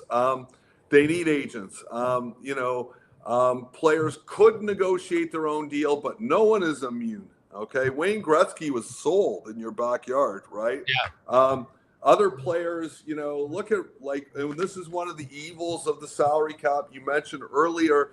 Well, guys are doing quite well. Well, why don't you call Ryan Graves right now and ask him how he's doing, right? Ryan Graves is in Wilkes-Barre, Scranton, Pennsylvania. He may have the $4.5 million in his pocket, but he ain't in Pittsburgh, okay? Yeah. And Wilkes isn't a walk in the park either. I was just in Tucson. Tucson's a better place to be in your Coachellas, but Ryan didn't sign up for Wilkes. So, hopefully his agent's working with him, but it's not. The cap presents a lot of issues. Oh, yeah. That just isn't just the negotiation. And so there's so many things that go on involved. Players need support. Players need representation. And I think it's important. It very much is. We'll take our final break, and then we'll come back with Ian Pulver here in the Business of Sports. It's the Jason Gregor Show presented by PlayAlberta.ca. Are you looking for an affordable business, group, or team outing this season? Why not catch the excitement of a game with the 5-time Junior Hockey League champions, the Spruce Grove Saints? With extremely affordable group and suite packages available and some of the lowest food and drink prices around, Saints games are the perfect night for your next group event. Get your group in on the action. For more information, visit sgsaints.ca. The job isn't done until the last load is hauled, and having a semi-trailer out of commission is not an option. Whether replacing or adding to your convoy, Edmonton Trailer has a huge inventory of new and used semi-trailers, trusted by the gravel, logging, oil field, fluids, and freight industries. Find a trailer right for you online or at one of their 3 locations. For sales, service, parts, rental, and finance, when you're in it for the long haul, Edmonton Trailer. It's a new season, Edmonton, which means it's time for new offers. Play Alberta is offering odds boosts on every Oilers game all season long. This is your chance to score big. And for a limited time only, our listeners can get an exclusive $50 free bet when they deposit $50 using code Gregor50. That's code Gregor50 for an exclusive $50 free bet. Alberta wins with Play Alberta. Must be 18 plus to play. If you gamble, please use your game sense. PlayAlberta.ca. Monopoly Double Play is back at McDonald's. So let's practice winning. You just won 25 grand and go. Yes. I said 25 grand. That's what I'm talking about. Yeah. Much better. Okay, now you just won a brand new Chevrolet Corvette. I think she just fainted. Impressive. Feel like a winner on pack and in-app. Monopoly Double Play is back. While supplies last, 1 in 5 chances to win game piece prizes at outset. Chances to win draw prizes depend on number of entries in each draw. Cash prizes payable by e-transfer. See rules in-app. The madness continues at the Brick. Get your home ready to host. Save up to $1,200 on made in Canada sofas and sectionals, up to 30% off coffee tables and nightstands, and up to 25% off bedroom and dining. Buy more, save more, up to $1,000 off appliances. Hockey season is here, and so are big savings on big screen TVs. Save up to $800, plus get free local delivery on screens over 50 inches. The Brick, saving you more. GMC's 0% event is on now. Get 0% financing on all remaining 2025 GMC models on limited terms, like the 2025 Sierra 1500 Elevation Crew Cab at 0% financing for 84 months. The 2025 Terrain Elevation All-Wheel Drive at 0% financing for 60 months. And the 2025 Canyon at 0% financing for 36 months. No matter what you need, there's a GMC for you. Ask your GMC dealer for details. Portions of this hour brought to you by elksnation.ca, 2 weekly podcasts with Eddie Steele and Declan Kruger, breaking down the green and gold, the most in-depth WA football coverage on YouTube and anywhere you get your podcasts, elksnation.ca. The Jason Gregor Show, the best of Edmonton sports talk and beyond. This is Sports 1440. Presented by PlayAlberta.ca, Alberta's only regulated online gambling website. 449, welcome back. Jason Gregor. Ian Pulver is our... Rich, you're still with us. I thought you were leaving. Thought you had to get on. Yeah, I didn't know. You didn't really sort of let me off the hook there. So I stuck around, but I thought it was interesting. During the break, I got a text from a football agent who's listening to the podcast in San Diego and said, you and Ian are doing an amazing job. So that was interesting. Well, there you go. Now, you guys, it's funny because, Ian, when you were in that role as an NHL PA, did you talk a lot with like the NFL PA, the MLB PA, and then do you guys converse lots with MLB and NFL agents on a regular basis? I think Ian, Ian, it might have muted yourself, Ian. Can't hear you anymore all of a sudden. Sorry about that. No problem. I had the honor and privilege to be guided and mentored by Michael Weiner, who was Don Fair's associate. Don Fair's number one lawyer, who eventually ran the union and unfortunately passed away at a young age. But we were very heavily linked to the Major League Baseball Players Association through Bob's relationship with Don Fair and Mike. And Mike came around and helped build the salary arbitration program. And so we were. And then we were involved with the NFLPA workers' compensation programs and things like that. So yeah, I mean, there are for years we used to attend the Sports Lawyers Association, and all the unions would be there. And so yes, there was interaction. And I think right now the Major League Baseball union is the last union standing that is hopefully going to ward off a salary cap a year from now. and they're studying and examining all three sports, salary caps and how they operate and what the pitfalls are to the players. Because, at the end of the day, a salary cap pays the players an artificial amount of money that they wouldn't that they're not getting if there was a free market or a market with no caps. So did you study, because I remember when 06 came around and they put in the cap for the first time, and then so they did all the money spent in the pot.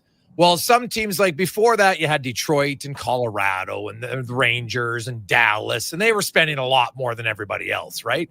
Did the amount of money spent before, like in 2004, across the NHL, was it significantly higher than it was in 2006 when there was a cap but also a floor?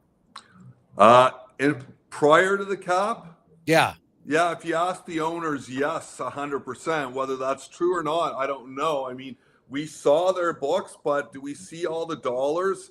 Not so sure. But that was why they locked us out, because their position was that the players were taking in excess of 70 or 80% of the revenues, or the defined revenues at the time, and that was their whole position. You'd have to ask Bill Daly that, but I mean, yes. So I think in 06, my recollection is that it started at 57%, 58%. We agreed to. Now it's down to 50 of defined revenues. And defined revenues, it gets really complicated because, okay, you got 50% of defined revenues, but there's a whole category in Section 50 of the collective agreement that sets out what the defined revenues are. And then you quickly learn that you have to take out the dollars that they spend to generate the revenues. So there's layers of expenses that are carved out. Very complicated. Well, Ian, sometimes it's like there's so much cross ownership. So you got a guy that owns a team and owns the parking garage. Right. Now, is he the revenue from the parking garage? Is that part of hockey related? Is that an independent business? Because if Jason owned it, it wouldn't be. You got that issue, and then you got another guy might own a piece of the TV network, so he's paying his team 50 cents on the dollar for the broadcast rights because he doesn't really want those to go into HRR. So there's all kinds of, it's a big job. Richard Schmidt at the PA, who oversees that now, they're going for months and months trying to figure out what this actual revenues were. I guess they're getting better at it now. Yeah, they are. They are. I think they clarified some things in the last go round, and they just extended the collective agreement for 4 years. So it is what it is. Ian, what made you were the labor lawyer for NHLPA? And you jokingly said, well, I thought I had 800 friends. What was the motivating factor for you to leave the NHLPA and go out on your own? Was it just a change in life like a lot of people, or what was the main reason why? Well, Bob got fired by the players, and I didn't see eye to eye with the administration that stayed on, and I couldn't support that administration. So in February 2006, I resigned, and that administration was fired 18 months after I left. And so I just couldn't support. I had to stand by my principle of doing things the right way, and I had to move on. So I was at the PA for 15 plus years. So I struck a package and I moved on because I wouldn't support what proved to be not great stuff. No, it turned out to be a nightmare. Well, that makes sense. Ian, nowadays you represent a lot of really good players in the league. Miro Heiskanen, Thomas Chabot, Keandre Miller, Barclay Goodrow, go down the list, Tyler Seguin, and others. And, as an agent, you learn like guys, who are coming into, 24, 25, and then you got guys who are 35, 36, and just the difference. And each individual player, like how much as you get to know a guy like a Tyler Seguin, drafted second overall 2010 now. Like it's 15 years. It's crazy. I think Seguin's been in the league 15 years, right? And you get to know his family and everything else like that. And the negotiation, like now that players a lot of them we saw it. Now, McDavid's probably an example that nobody expected, just take the same. But guys are like, you know what?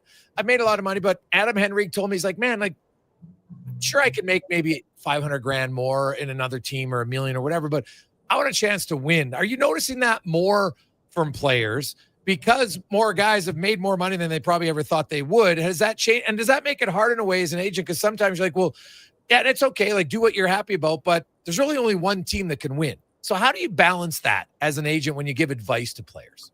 It all depends on the player. And so, like, Tyler Seguin is a wonderful example. I mean, what a guy. And he's matured into this great guy that probably will one day work in hockey. I mean, he's a leader down there in Dallas and is yearning to win a Stanley Cup in Dallas. Like, he won in his first year as an 18-year-old, and then got moved to Dallas, and he's a father now, and whether he wants to move from Dallas somewhere else, I mean, those will be discussions. But to answer your first point, it's wonderful to see the Barclay Goodrows, who you knew when they were 14 years old, never drafted, fight through AHL, fight through, establish himself, win 2 cups, then get back to San Jose, not his first choice, through the New York Rangers, but see how they mature and become fathers. And so that's a wonderful part. And I'm sure Rich has seen it longer than I, where you get to see great guys grow up and, it's not always smooth sailing, and then they mature and they become adults and parents and wonderful guys. So that's great part about being an agent.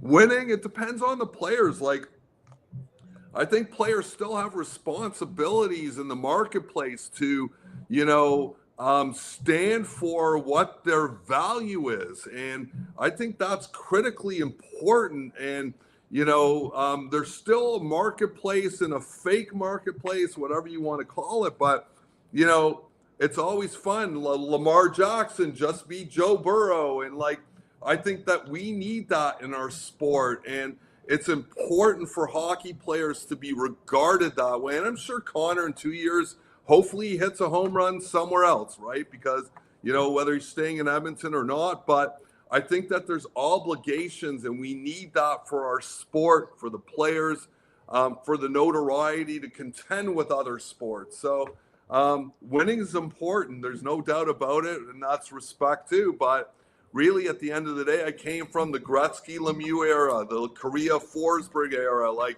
there's a certain obligation, the Gomez Drury era, right? Rich Winter with Hasek or Marian Hossa or whatever, right? So, like, that's because Ian, when you talk about that, the minute the market shifts, the mentality shifts. And I remember, so I think Patrick Waugh was making about 4.5, and Dom got 9. And all of a sudden, Cujo thinks he's worth 8, and he got it because all of a sudden, well, he's not Dom Hasek. He's the only guy available. 8's a little high, but it's not that high because, and all of a sudden the whole person, like, it's amazing how they shift. All of us, if there's an arbitration decision in the middle of your negotiation and establish that a comparable is worth more than they thought, well, they go, okay, well, we haven't got to pay that. Well, it's funny because we saw that a few years ago when Werenski and Jones signed at 9.5 and 9, because a lot of people thought it was going to be 8. And suddenly Darnell Nurse got 9 because that's what everyone else got. And Kaprizov just got 17, right? And so he's $3 million higher than Leon Draisaitl, who just got 14, a year earlier. But, McDavid's obviously the exception. He signed a short-term deal, and, I guess, every player is able to do what they want. And it will be interesting to see how, because now Kaprizov is out there. There's somebody out there at 17. And, Jack Eichel went to 13.5. Kyle Connor went to 12. But you know what? There should be a 20. Gap, there right? should be a 20. Okay. Yeah. There should be a 20. Yeah. Well, there couldn't be a 20 yet. I think the most is 19.1, right? 20% of the cap. So it'd be 19.1 until next. Then it could be. There will be one day, Oh, yeah. Take a little longer, but it's coming. Somebody will do it. All right. Now, is there ever a fun amongst agents? Do you guys have like a pool? Just like who's the first to 20? Do you buy them a beer on the road? How's that work? No, but there is an appreciation, though, Ian. I mean, the odd time you'll get a call when you do a really good deal, and the guy will say, "Hey, man, thanks, buddy." Not so much now because it's not so driven as it was when there's no cap. But I remember it was funny one time when Brizgalov was got that big deal, and they traded everybody, and I remember Vokun's agents coming up and patting me on the back going, way to go, buddy. They were so excited. And I'm thinking to myself, but there's no jobs. Like, I don't know what they're talking about. That was the market. Philadelphia needed a goalie. And so, I remember calling Briz because he's, they're very competitive, as you know, right? So I called Briz. He asked me to tell him what Vokun gets because their stats are similar. Vokun's a little older. And I said, so you got 56 million and he got 1.5. And he was like, no way, you're lying. But that was an agency that misjudged the market because, yeah, it's great to have a comparable, but you actually have to have a seat. Yeah, you have to have a team to get there. Yeah, and that last point goes back to Bob. I would say that was one thing we were really good at. Like, we were really good at marketplace, building a marketplace, and really kind of having camaraderie amongst the agents in that department. And it was sort of more old school. There were more agent meetings back in the day, and guys would come in and, commiserate and talk about the deals, and everybody was excited. And so those were good memories. Well, yeah, we were all on the phone going, okay, so Jason, where are you at with Schmitty? Right. I'm getting this for Bob. Right. And are you serious? That's all you're at? I'm at 6. You're at 4, or vice versa, right? And it was really even when you would pick up the phone for guys you didn't like that much, right? You just did it because we were all. Yeah, we served as a conduit at the NHLPA to move that information around. Even if Rich was mad at us, we would still let him know. We would still call him and say, "Hey, don't fuck this up, right? Because someone else needs it." Yeah. Well, Ian, Rich, thanks so much for joining us today. It's a fantastic hour talk the NHLPA attorney side. I'm still trying to recover from Ian saying that he left the EPA 18 years ago. Are you kidding me? Yeah. Holy smokes, man. Yeah. Rich, we won't say it, but it's 4 decades. So good for you. Yeah. Yeah, it is. Thanks for the memories, you guys. Thanks for sure. You're always old as you feel, Rich, and you don't feel old. So that's perfect. I don't feel old at all. I got lots in the tank. I'm ready to go. I'm gonna walk away like Lou Lamoriello at 82, I think. Hey, it's a pretty good run. Pretty good run for sure. Awesome, guy. Thanks so much, Ian. We'll see you around the rink. And Rich, all right. See you next week. Guys. Thanks for doing this, Ian. Good seeing you, man. Yeah, thank you. Take care, guys. Unique. I love it. There's a guy, 15 years. We had lots of people that text in, say, Greg's, I'm a labor lawyer. I didn't even know that was an option. There you go. That's the business of sport. There's so many different opportunities. Honestly, until I looked up Ian's bio last night, I'd forgotten that he worked 15 years as a labor lawyer for the NHLPA. So if you missed that part of the this interview, I'd definitely recommend and go check it out. Let's take a quick sports update with Connor Halley. Then we got Spec when we return on the Gregor Show, presented by PlayAlberta.ca. The Con Man Sports 1440 update brought to you by Fountain Tire. You're going to need some winter tires. Maybe you need some new ones. Well, 15% off all winter tires right now, only at Fountain Tire. Find a location near you, fountaintire.com. This is the Sports 1440 update. Late night in the NHL, 3 games on the schedule. At 5, you got the Devils in Wild. At 5:30, Red Wings in Buffalo. Then at 6:30, Flames hosting the Montreal Canadiens. In the association, the Raptors kicking off their season in Atlanta, taking on the Hawks. Tip-off set for 5:30. You also have the Knicks and the Cavs. Nets taking on the Hornets. Bulls host the Pistons. Wizards in Milwaukee. Mavs host the Spurs, and the Kings taking on the Suns. And earlier this afternoon in the AJ Lloyd Minster knocking off Camrose 7-5. Coming up in hour 4 of the Jason Gregor Show, we'll hear from Mark Spector of Rogers Sportsnet and hear another edition of Cam Tate's 2-Minute Warning. I'm Connor Halley. This has been a Sports 1440 update. Sports 1440 in West Edmonton Mall and Wetaskiwin. CKJR is a Stingray radio station. Download the free radio player app and listen wherever you go. Edmonton Elks Spectacular. For joining us today, it's a fantastic. Call them and say, hey, don't fuck this. Versus the Calgary Stampeders, featuring pumpkin carving contest and more. Plus, we're collecting donations supporting Edmonton Women's Shelter Win House. Tickets at goelks.com. I'm Gene Principe for Legacy Heating and Cooling. If you need a furnace this Halloween, it'd be a grave mistake not to call Legacy. Hey, don't f this up, right? Because repair, re-vampire your furnace. Just call Legacy. Call Legacy. Legacy has a skeleton of furnaces in stock. Call Legacy. Call Legacy. Plus, no interest and no principal payments for 1 year when you buy with Legacy Heating and Cooling. Wednesday afternoon. How are you? A trusted partner, even a lucky game day jersey. But When it's about looking your absolute best, there's only one name you need. Mr. Dirk. Family run since 1939, we're experts in crafting impeccable tailor-made suits and offering a wide variety of everyday styles. Ian Palver joins myself. One fittings and the convenience of on-site tailoring. Mr. Dirk elevates your style game. Visit our Edmonton store or explore MrDirk.com. Score big on style with Mr. Dirk. Think your credit's not good enough for a new Palver. ride? Think again. Go Auto's car loan calculator is here to help. No commitments, no credit hits, just real answers.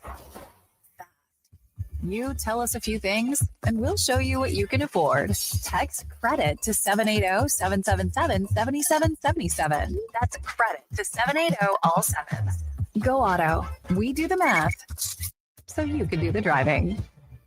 Whether you're a craft beer connoisseur or more of a wine aficionado, there's always something new to discover at Sherbrooke Liquor, a unique, family-owned, independent liquor store. The selection, incredible. The non-alcohol section is also very impressive. Sherbrooke Liquor, expert, knowledgeable staff with a passion for unique finds. More than just a liquor store, we're a community. Alberta's best, the one and only Sherbrooke Liquor. Wine, spirits, and oodles of beer. Visit SherbrookeLiquor.com. Is your company drowning in paperwork and administrative tasks? Do you need more data to make better decisions? Nectar.io is your company's all-in-one solution for fleet and materials management, safety, time cards, and GIS-based project management. Now is the time to capture and transform field, site, and shop data into boardroom-level business intelligence, all with one login. Visit Nectar.io to book a demo today. Nectar.io, your business made better. When it comes to choosing a hair clinic, the difference is in the doctor. I'm Dr. Vance Elliott. Transforming how you feel about yourself is a very personal experience, and I'll work directly with you every step of the way. Physicians come from all over the world to learn from Dr. Elliott. When your personal goal is to help other people achieve theirs, you must deeply understand the latest treatments. Want to feel confident and comfortable? The difference is in the doctor. I'm Dr. Vance Elliott at drvanceelliott.com. Looking at the Alberta weather forecast, wild, unpredictable, brutally tough. When the weather turns tough, Titan Supply doesn't back down. Titan Supply has been protecting workers from conditions like this for 50 years. We stand tall with you against the elements with the industry's best rigging, hauling, and lifting products to get you home safe. Tire chains, wire rope, round slings, chain slings, and a whole lot more. Titan Supply in Edmonton, Grand Prairie, Red Deer, and Calgary. Online at titansupply.ca. Lift, dig, haul. Portions of this hour brought to you by Japa Machinery. Did you know that Japa offers in-house and on-site service? Rain or shine, Japa's service department is here for you. Get a quote now at japamachinery.com. The Jason Gregor Show, the best of Edmonton sports talk and beyond. This is Sports 1440. Presented by PlayAlberta.ca, Alberta's only regulated online gambling website.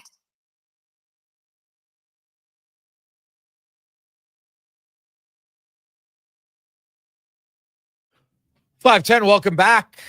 Jason Gregor, Connor Halley. Sports 1440, sports1440.ca. Thanks for listening to the show, watching it on YouTube,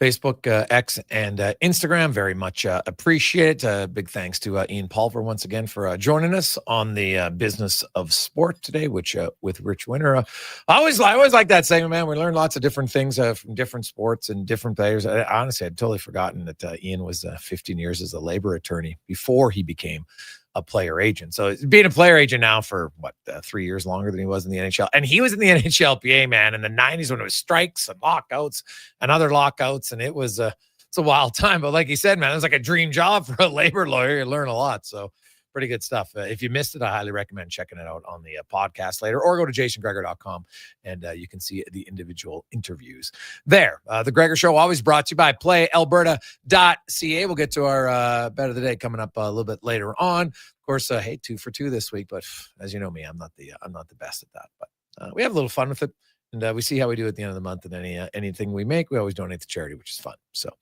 there you go. We've only had a few months of being up, though, let's be honest. But those months are good. You remember those more than the ones you don't, for sure. Of course, it's the OG of lottery tonight. $12 million at Lotto 649. Get your tickets, playalberta.ca. As it's time now for the Spec Report, brought to you by GS Construction. If you look at them, they lay new pipelines, install new sewers and wastewater systems, while also rehabilitating existing infrastructure to prevent critical breakdowns. That's GS Construction. As Mark Spector from Rogers Sportsnet joined the Spec. How you doing? It's all right. Like, what's a guy supposed to do? There's no hockey game tonight. There's no baseball game tonight. There's no NFL game tonight. The hell, you're going to have to spend time with family here. Yeah. Or I guess, Spec, you could scout the Canadians because they're playing the Flames tonight. But, hey, the way their Flames are playing, that's not a team that I'm signing up to watch for right now because they just don't. Like, I know the Oilers' offense isn't very good, but they're still a goal a game better than the Flames' offense. That's how bad the Flames' offense has been. Yeah, if your offense is worse than Edmonton's, then you better get to work because, the Oilers are a 2-goal-a-game team right now, and they got to figure out a way to get 3 or 4 on some nights, I would say, in regulation time, that is. Yeah, no, they did get they got a win last night. Defensively, they were solid again. And really, outside of that 2-minute, against the Senators, they gave the Sens about a 5-minute window, and then the Sens, to their credit, took advantage of it. But it was a game where 3 guys scored their first goals of the season. Connor McDavid got off the schneid, big for him. Ike Howard scored his first NHL goal, and then Jake Walman in his first game scored. Give me your thoughts on Howard, Spec, and with the Kapanen injury, I think this just extends the window of players that are competing because the Oilers don't really have to make a big decision until Zach Hyman. Now, Matthias Janmark, we haven't heard anything out of him. So if he's coming back or not, I don't think he went on the road trip. So, well, you were there. Did you see him skating? He was on the road trip and he was skating, and he was in a picture post-game last night. So he was at the game. He's with the team. But after the game last night, Knobloch's, I listened to his quotes. I wasn't there in Ottawa. And he said, Janmark's not coming back anytime soon. Oh, So, well, there you go. it's another one of these Walman injuries that just goes on and on and on and on forever. So, yeah, listen, this is like in an alternate universe where everyone's healthy. Ike Howard's likely in Bakersfield right now. So he's got a chance that's been presented, an opportunity, and, he's doing his best with it. It's hard to say you love his game in 9 minutes a night because it's difficult to be a noticeable player in that little bit of time. But I'll say the time he's getting, he's doing the most he can with it. He pops one last night, and let's see if that confidence takes him somewhere, Jake. Yeah, and I got up to 10:42, so it's kind of around his average a little bit, but yeah, it's still it's difficult. But you know what, your confidence, you're learning a lot, and I don't think it hurts him. Even if he plays 10 or 12 games, there can be a lot learned from that. But eventually, you can't do it all year long. I wouldn't do it personally all year long. I know there's some guys that have done it, but I know because people always text in, Joe Thornton did it. I'm like, yeah, Joe Thornton was 6'4", fighting guys on the fourth line, right? It's a little different element that you got to look at the big picture here and see the difference between the two. And Howard could go down for a month and a half, play 20 minutes a night, and then come back up and be even a better player. It's very possible. So it doesn't all have to happen right away at once in the NHL for him, but good for him to score last night. What did you see, Spec, from, did anything give you hope to think the offense is starting to come around? I don't know. I didn't see a whole lot difference last night between what I saw on the rest of the road trip. Did you see anything that made you think they were a better offensive team last night than they were? Well, in their power Detroit plays or on Long Island? so that'd be the only thing. But you're right. They had 12 shots at one point through the first 40 minutes. It was not through the first 40 minutes. Yeah, they had 12 shots. That's just, and they were leading 2-0. So that's good that you're leading, and that it's great that you scored, but again, you weren't generating a lot of sustained momentum building shifts. No. And see, I think you describe how the top players, how it bleeds down. The pressure that the McDavid line, let's say they're on separate lines. McDavid's line has a shift and puts offensive pressure on the other team, and then Draisaitl's line come out and it puts pressure on. And that pressure builds, and every line comes over the boards, and it does become a cyclical thing. And all of a sudden, the pucks, you're defending for such a long time. Eventually, you break in somebody somewhere scores. But with the top lines really not I know McDavid leads the league in offensive zone possession, but I'm not seeing, they possess the puck, but they're not putting any overt amount of pressure on the other team. I'm not seeing goalies having to make a bunch of great saves against the Oilers. So, it does start and end with the big boys. The big guys got to get going here, and they have to start. They drive the ship, and right now the ship doesn't have much of a rudder because, let's face it, in my books, Jason, tell me if I'm wrong here, the big boys are McDavid, Draisaitl, and Bouchard, and right now none of them are doing very much. No. Well, Bouchard got his first point on McDavid's first goal of the season, so maybe it gets him going. But you're right. It's going to be a slow process, I think, for the offense to get moving. When you win, everything is always a little bit better. There's no question. Getting Walman back, I think, helped in a lot of facets, right? And if I noticed, like they didn't overplay him a ton of minutes last night. He played just under 19, and that includes overtime. So, first game back, you're not going to, go crazy with him at all. But he definitely helps moving the puck. There's no question. He'll block shots. I think he had 4 blocks last night for the team. So he's definitely an upgrade. No offense to Troy Stetcher, but he's an upgrade for the team. So that makes him a little bit better. Yep, I look at the, the combinations of other guys, and guys brought it up earlier, Spec. And so I want to ask you, Roslovic, what have you seen through 5 games from him? Nothing. No. That's it. Almost nothing. Now, he didn't have a camp. He's a step behind everybody. So I can live with that. I live with him. He's spending some time trying to catch up. His goal seems to, he's not killing plays, but he's really not furthering them either. So, you know what? It's hard to miss all account. It's harder than you think. So I give him a long rope, but if you're asking me what I've seen from him in his first 5 games, I'm here to tell you, not much. Yeah, no, there wasn't. He skates well. That's the one thing I've noticed. Like, he's a really good skater. That's sure. What stood out to me. But to me, the Oilers have a lot of forwards that are very similar, right? They're different name bars, but they're very similar. Like, are the Oilers a quicker team than last year? Sure. They're a quicker team than last year. What's that got them? Like, everybody's so focused on speed all the time. And that's great if you skate on the outside, but how many guys go to the net on this team with a regular occurrence, right? How many guys are physical on this team? Not a lot. So now I know when Hyman comes back, that solves 2 of those questions. He goes to the net. He's physical. It's a big addition. No debate in my mind. But when I look at the construction currently of this team, and even when the big boys get going, I don't think that's going to change how the other player. I don't think if McDavid and Draisaitl start scoring, that suddenly the other guys start hitting. Maybe I'm wrong, but I don't see that correlation. So to me, that's something that Stan Bowman's going to have to look at. I think they're going to need to add another dimension to this forward group. Zach Hyman will definitely fill a lot of it, but even when Hyman returns, I think they're going to need another, skilled physical forward. Well, listen, Roslovic's career, like, the guy's been around a long time now. We know what he is, even when he's playing well. He's fast, and he's always been a soft player. He doesn't hit you. He doesn't make you grittier. And everybody knows that. I don't blame Roslovic for this. This is the player he's always been. The Oilers brought him in knowing what he is. So don't anyone look down at 28 and say he's going to make us grittier, tougher, harder to play against. He's not that guy. He's never been that guy. So that's unfair to the player to ask him to become a new player. I agree.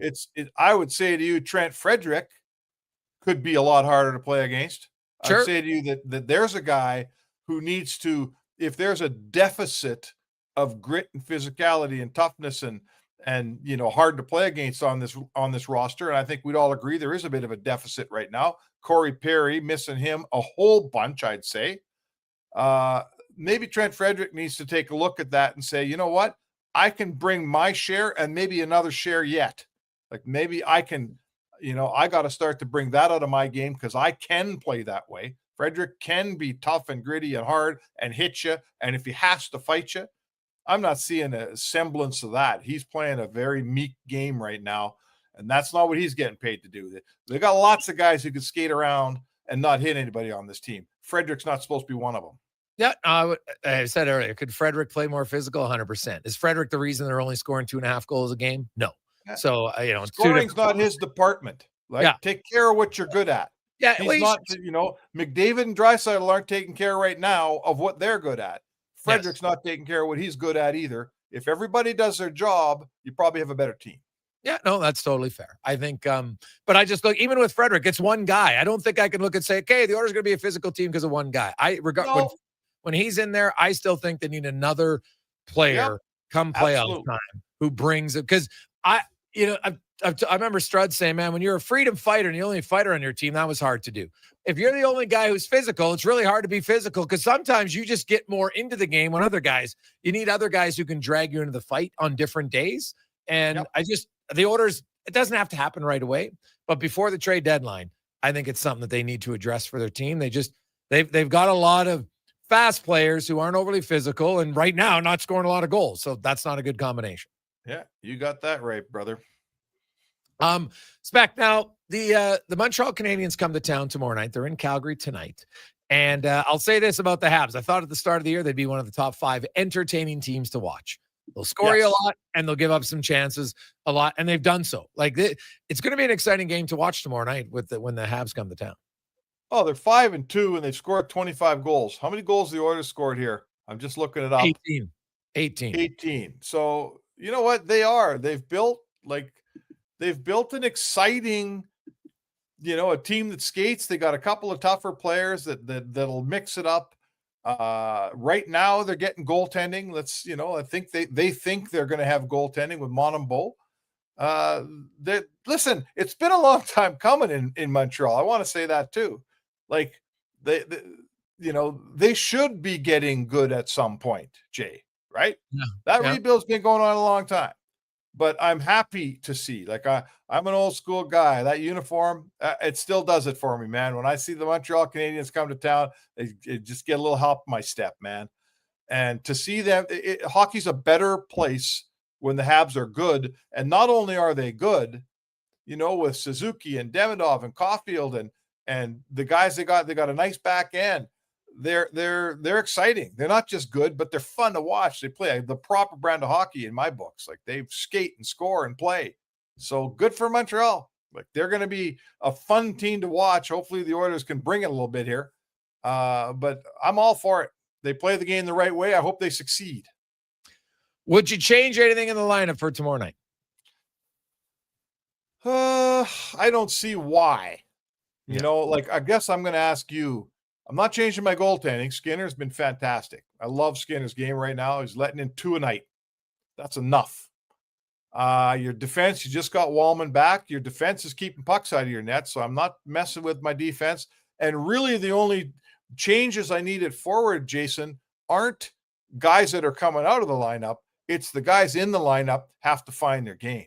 Yeah. We're not taking out, I'm not taking Frederick out. I'm not taking Draisaitl McDavid out. I'm not taking any of those guys out.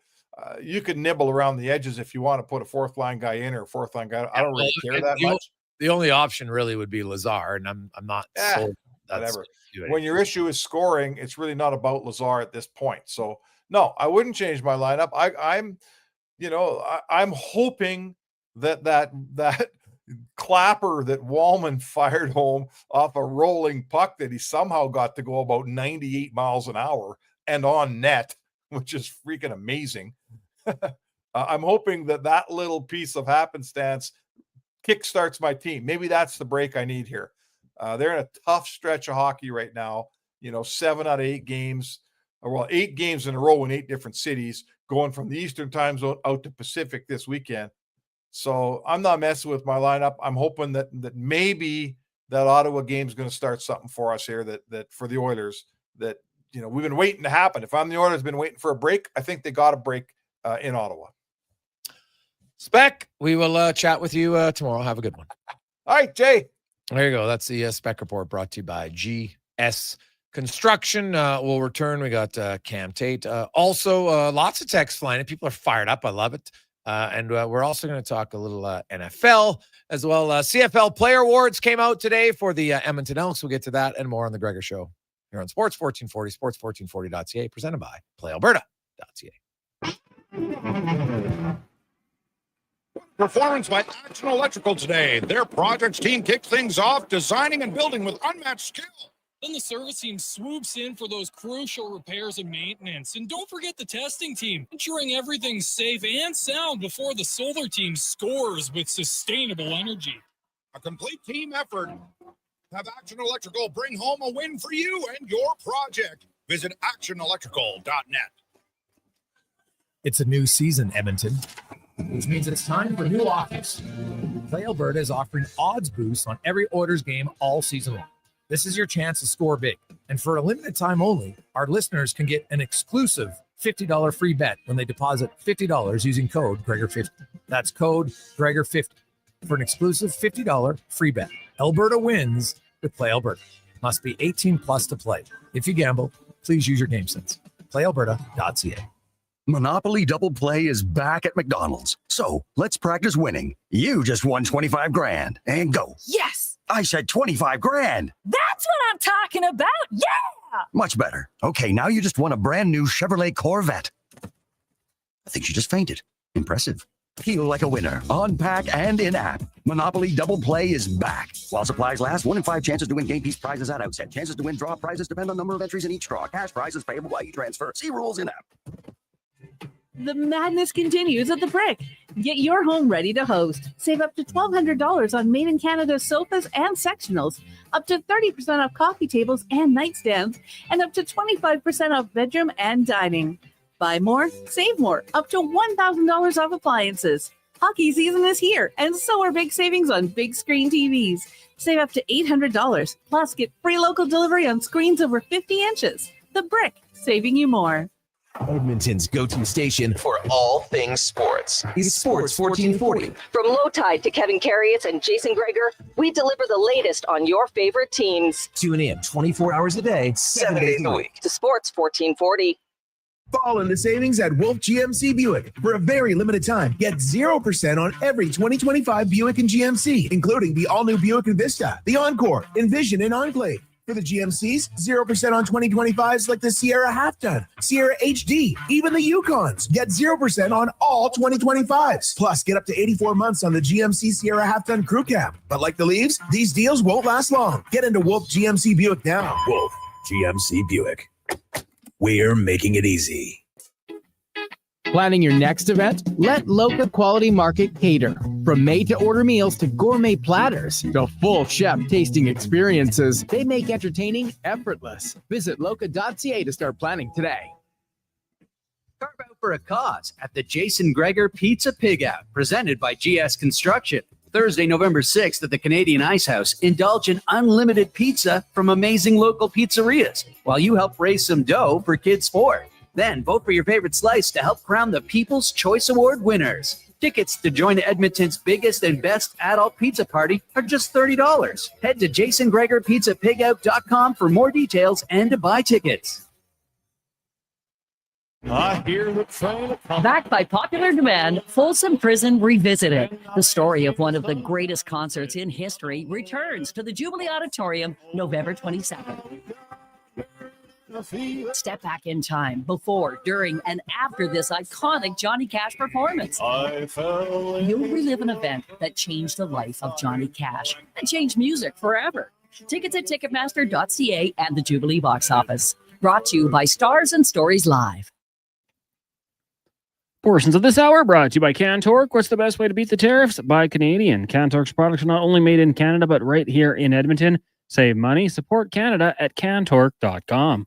Hat tricks, touchdowns, and home runs. Get it all with the Jason Gregor Show on Sports 1440. Presented by PlayAlberta.ca, Alberta's only regulated online gambling website.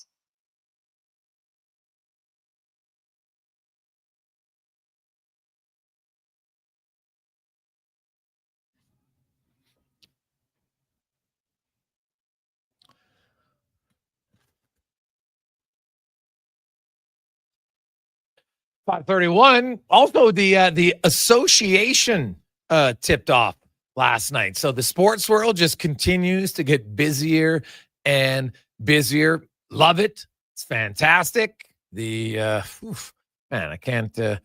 love sports. So the more the more sports you get to watch, to me, it's better all the time. Did you see that OKC Rockets game went to double OT before they win? Shai Gilgeous-Alexander starts with another 35-point night for him. Also, the Warriors getting by the Lakers. The Warriors probably nearing like I don't know how many more years they got to be a top team, but they got to with Jimmy Butler and Steph Curry. I think they still got the main pieces to compete. They don't have as like 1 to 5. They're not. Well, I don't think any team 1 to 5 is as good as OKC if they stay healthy, which is why they're still my favorite to win. But the Rockets with Durant, I'm kind of curious to see. And I don't know, Cons, did you see Sengun's game last night for the Rockets? He had 39 points. Now, I'll be honest, I don't know what his career high was prior to this, but I don't know if it's close to that, but that was unreal. Like that was a pretty special performance by him. Like I don't know if that's going to be the norm. I'll be honest, I don't know that much about him, but that was quite the performance last night. Yeah, it certainly helps going into overtime when you can do that one. But no, I'm not exactly familiar what his career high in points is either. And just with Jimmy Butler, getting to the line, was it 16 times, 12 times? Mm-hmm. Free throw merchant, I think. I say that as a joke to Declan, but when he goes 100% from the free throw line, it's going to go a long way. And yeah, the Warriors, fun to watch despite a good game from Luka. Yeah, no, and then getting going tonight, the Raptors are back in action tonight, and we'll see how their season goes. They're taking on the Atlanta Hawks. Not sure there's that high of expectations realistically for the Raptors. There probably shouldn't be. I think they're probably like at best number 7 seed, and well, at worst, obviously they could be in the Bay. Oh, I don't think they're gonna be that bad. I think they're somewhere probably between like 7 and 11. That's kind of where I see them at. I'd probably even say 8 to 11 realistically. So we'll see. We got a lot of text line in 833-401-1440, 833-401-1440. Hey guys, get back to basics. Could have won 2-0 last night. The first goal was avoidable with a simple clear out. The top guys will get their chance when they play a simple game that doesn't lead to turnovers, head in the other direction. Shoot the puck. Well, they haven't had a lot of turnovers at A-Train. And you're on a shorthand. If you go back and watch that, so Bouchard puts it off the boards.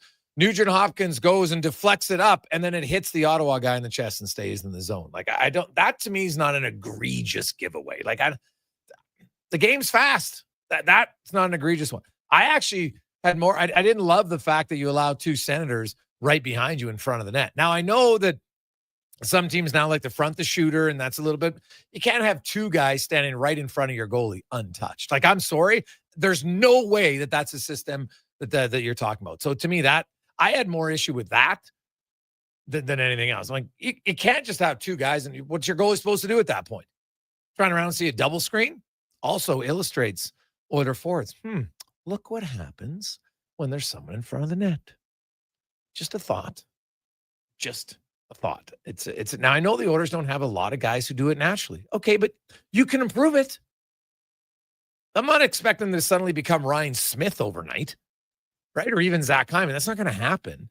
But you can still get better at it. You can, and the only way to get better at it, it's got to be something. To me, that comes 100% from your coaching staff to say, okay, guys, this is a new bar. This is something that we're looking to have. Okay, we're struggling to score goals right now. It's been 2 weeks. This isn't a 1 game. It's 2 weeks where the Oilers are 26th in the NHL in offense. 26th. Like, that's decade of darkness bad offensively. And they're not a bad team. Right? Look at their goals against. Really good. No problem. But to me, they got to get, it's got to be more of a concerted effort. And it's got to be something that's a little bit more demanding from the coach. Say, hey, we need to see this more. I'm not saying you just do that all the time and shoot from every angle. So don't text in with something like that. Understand that going to the net can become habitual. It has to become more habitual for more players on the team. And I don't think that's an outrageous ask to have at all. And size doesn't matter. I see lots of guys who go to the net who aren't overly big and have success around there. That's just a willingness more than a size factor. Now, if you get engaged in battles, sure, size can become a factor, but getting there shouldn't be an issue. Let's get to Cam Tate's 2-minute warning brought to you by Legacy Heating and Cooling. They're hiring. Want to work for an awesome company where you get a hiring bonus? You will also get RRSP matching, tuition reimbursement, and more. Go today, legacyheating.ca. Cam Tate, longtime journalist in town, of course, with cerebral palsy, in a wheelchair. And Cam always wanted to be in radio. Technology never allowed it until now. As Cam's words come to life in the 2-minute warning. If you've been lending your ear to this curious radio experiment, you'll remember we've tiptoed gently, as Loatide says, don't wake the baby, ever so politely around the Edmonton Oil Kings' third-period tendencies. Not a word of condemnation, no shaking fists or flying clipboards. But today, if we were to slip a hockey glove into the thesaurus, Gregor, you got one over there? And rummage about for a word that captures the unease curling beneath our optimism over the Oil Kings' final frame performances, we'd land squarely on concern. But not last night. No. Good heavens, no. The Oil Kings played host to their former ringleader Brod Laurie and his marauding Spokane Chiefs. As that hallowed third period descended, like a haunted velvet curtain in a creaking old theater, Edmonton trailed by a deuce. The crowd's breath frosted with apprehension. The ghosts of squandered leads hovered above the blue line.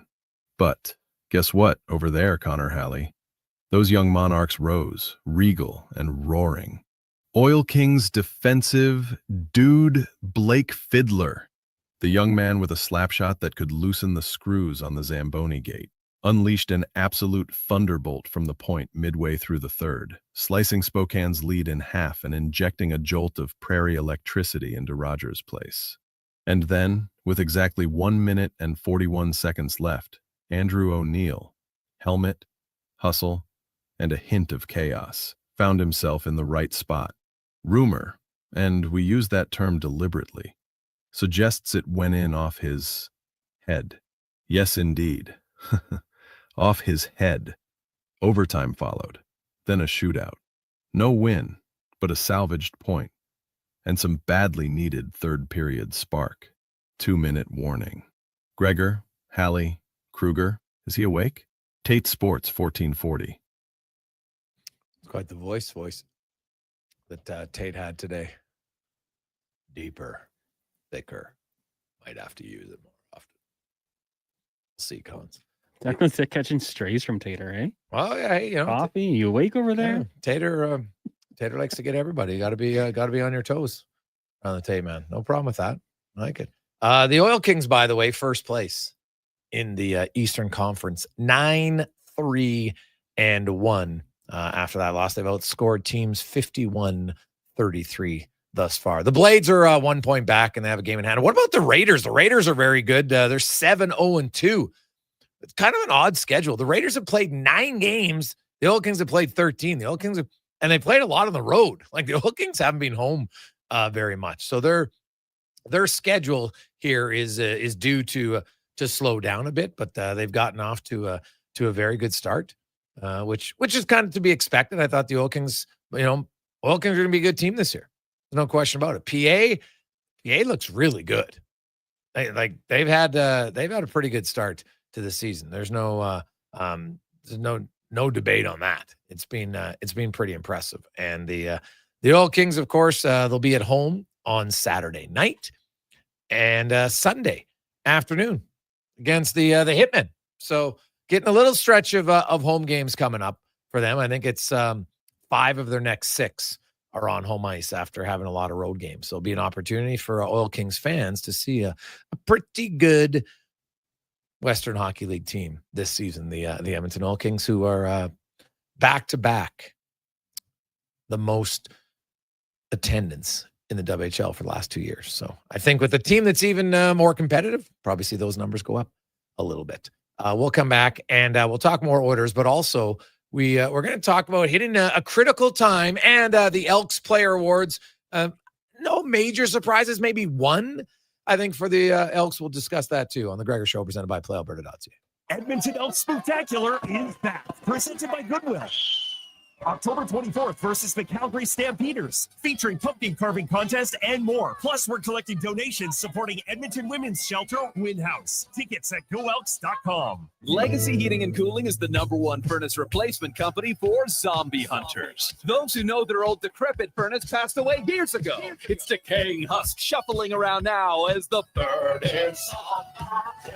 Legacy Heating will send your undead furnace to its grave, replacing it with no payments and no interest for 1 year. Protect your legacy from the beast in the basement. It's time to destroy the furnace of the dead.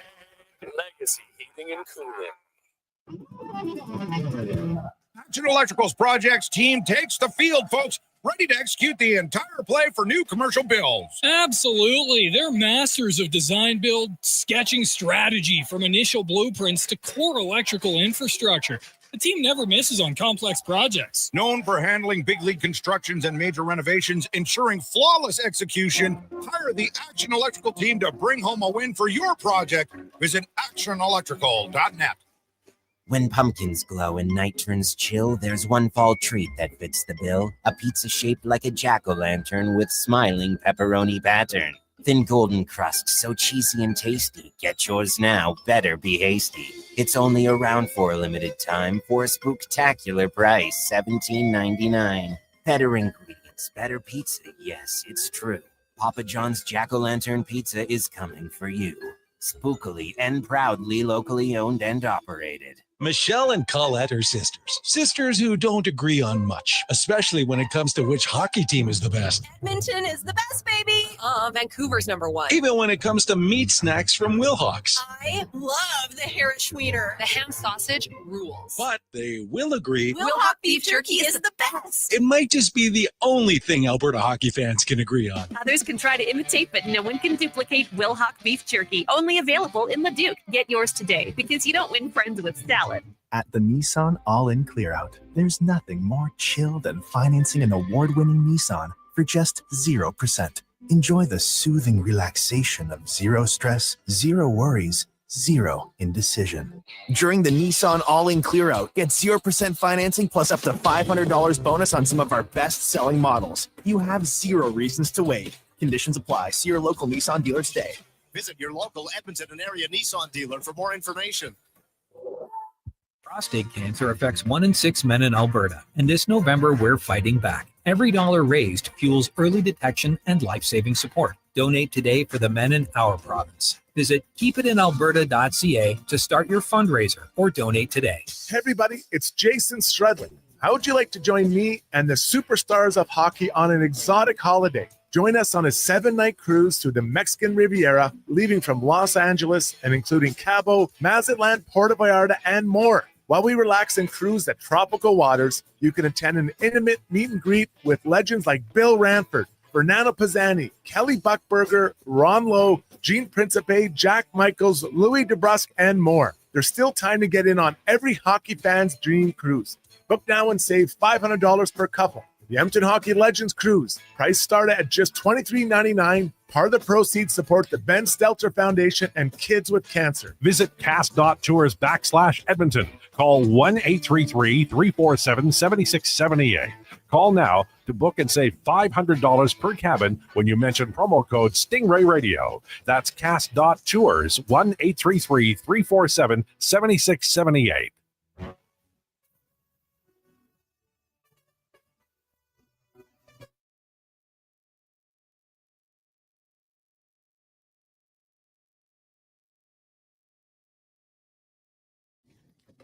Portions of this hour brought to you by EWL. Get your power play amped up with EWL, supplying the City of Champions and Alberta with quality electrical gear since 1975. EWL.ca is your partner in power. The Jason Gregor Show, the best of Edmonton sports talk and beyond. This is Sports 1440. Presented by PlayAlberta.ca, Alberta's only regulated online gambling website.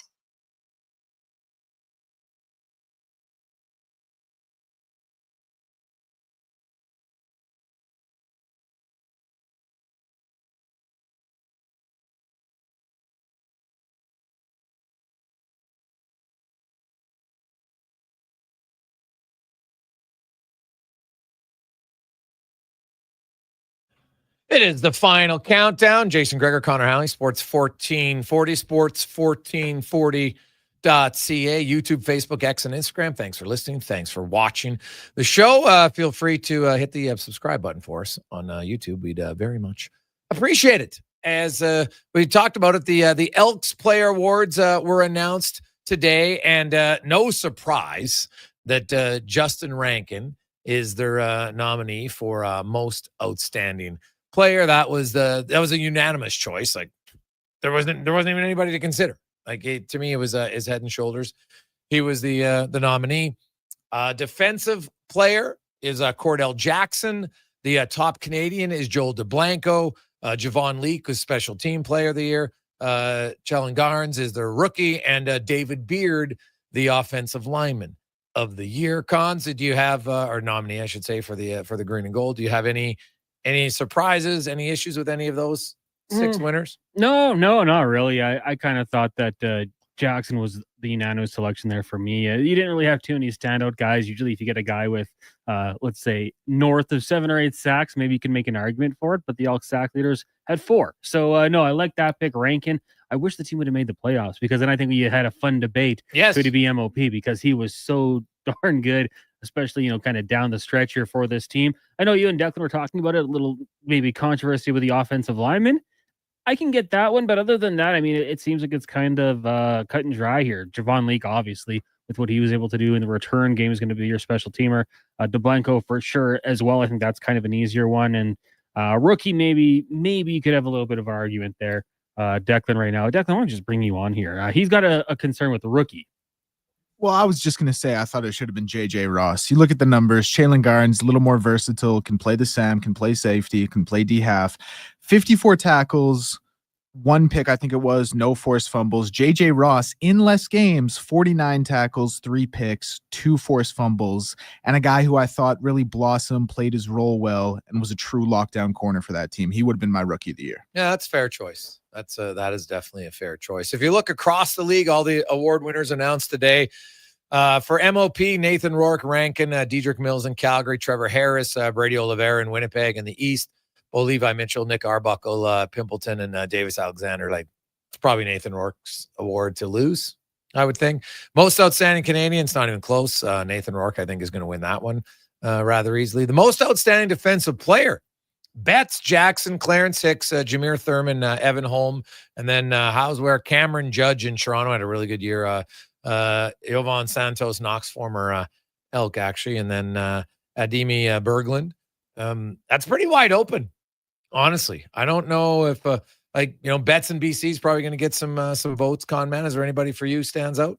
Oh, well, I mean, for Betts, like, you're talking best Canadian. It's just like, how many situations are there when a quarterback on the team that you're playing for is that Canadian? Yeah. And, Nathan Rourke, obviously, for what he did, I think I'm with you. I think that's kind of a lock. I like Matthew Betts, man. And you know what? I was hard on him when he was with the Edmonton Elks. Like, I kind of jokingly called him the water boy. Like, he just at times didn't look like he was going to be someone who could get after the quarterback. He's wearing number 9 too, which didn't help him. But since he's gone to BC, he's been outstanding, leading the league in sacks with 14. To me, Betts would be my pick there. Yeah, it's hard to argue that. The special teams player of the year, it's might go to a kicker, I would think. Outstanding rookie, Robert Carter Jr. Man, maybe one of the greatest catches I've ever seen is for an interception. So that play alone might win him the award. It's unbelievable. Yeah. But Winnipeg's Trey Vavel. He is Trey Vavel. Actually, he would be my vote for the special teams player of the year, not a kicker. But Trey Vavel is a highly entertaining player to watch. So Isaiah Woods in less games, same amount of touchdown returns, and more average. So he didn't do it as much. But who was that? Isaiah Woodson for Hamilton. Yeah, but he wasn't even their nominee. Yeah, but I mean, just like, pretty good numbers for him. Yeah, well, I was kind of surprised, actually, that he wasn't their nominee. Yeah, I mean, two kickoff returns, and then the 1 punt touchdown, and the yards per average per each higher than Vavel. So, yeah, interesting for the Hamilton Ticats going that route, but he had a good season. Yeah, and now I know that I think Legio had the highest field goal percentage in the CFL, so that's probably why I got the vote. But Hamilton definitely had a few pretty good players in that award. So I don't know. I don't think any Elks going to make it to represent the West the best one, who I think probably the best chance would be Cordell Jackson, but I think Betts with his touchdown. Like when you don't make the playoffs, it's pretty hard. So I don't think there'll be a double E nominee for the league. Speaking of the NFL cons, what is your we're getting close games, I know tomorrow, but what's your game of the week to watch and why? I don't know if you've seen any of the spreads, but like 95% of them are 7.5, 6.5. So a lot of these games aren't going to be too close, the odds makers say. I think that, when you're looking at games that could be interesting, Texans and Niners, just because of the injuries and the Texans struggles, could be competitive. Steelers, Packers, anytime Aaron Rodgers takes on his former team, even though it's not in Green Bay, I think there's a little bit of a storyline, even if he says there is no animosity between the two sides. And really, Chargers, Vikings. I was going to say Dallas, Denver is definitely a game to watch. Could be some points put up in that one, yeah. Chargers and Minnesota might be the more competitive on the score, for sure. Washington without their quarterback, I'm not loving their chances. Zero chance. Yeah, I wasn't loving their chances before, but I definitely don't like it now. What about the Houston? To me, is still being an underachieving team. Like they still might be able to surprise some people.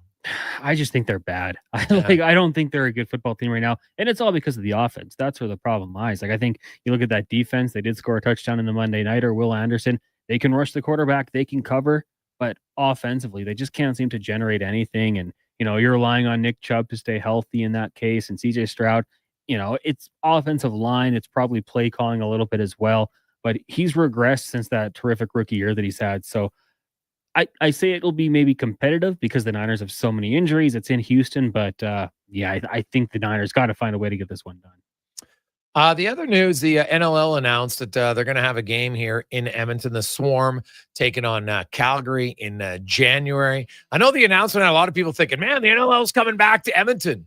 It's kind of a teaser, but it is coming back, but not full time. But still, for lacrosse fans, it's something that's missed. I'd love to see a team here again. I tell you, for 10 years when I called the Rush games, I loved that game. It was so entertaining.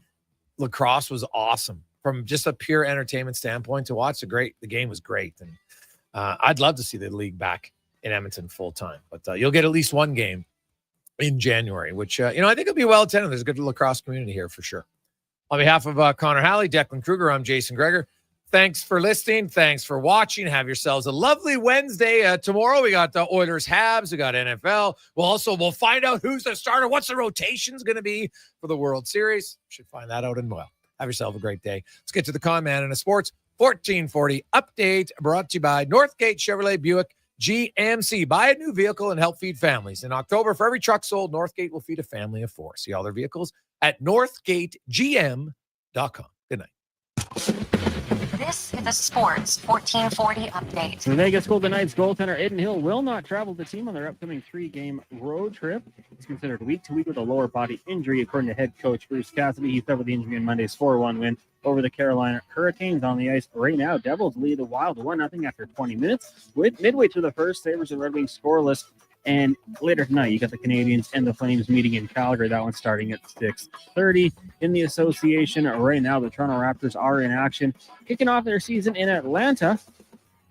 In the first quarter, wraps up 16-12 elsewhere. Knicks have a 44-33 lead over the Cavaliers in the second. Hornets up on the Nets 44-42, and Sixers and Celtics tied at 20 apiece. In the first, later tonight, Bulls host the Pistons, Pelicans, and Memphis. You got the Bucks, Wizards, Jazz, Clippers, Kings taking on the Suns, Mavs host the Spurs, and the Timberwolves taking on the Trailblazers. Earlier today in the AJ, Bobcats getting past the Kodiaks by a score of 7-5. And from the NFL, Commanders will be without quarterback Jaden Daniels when they take on the Chiefs. Marcus Mariota gets the start. That'll do it for us here on the Jason Gregor Show. Up next, we've got Fox Sports Radio. Live local coverage resumes tomorrow morning, 7 a.m. with Kevin Carius here on Sports 1440 and our YouTube channel, Sports 1440 AM. I'm Connor Halley. This has been a Sports 1440 update.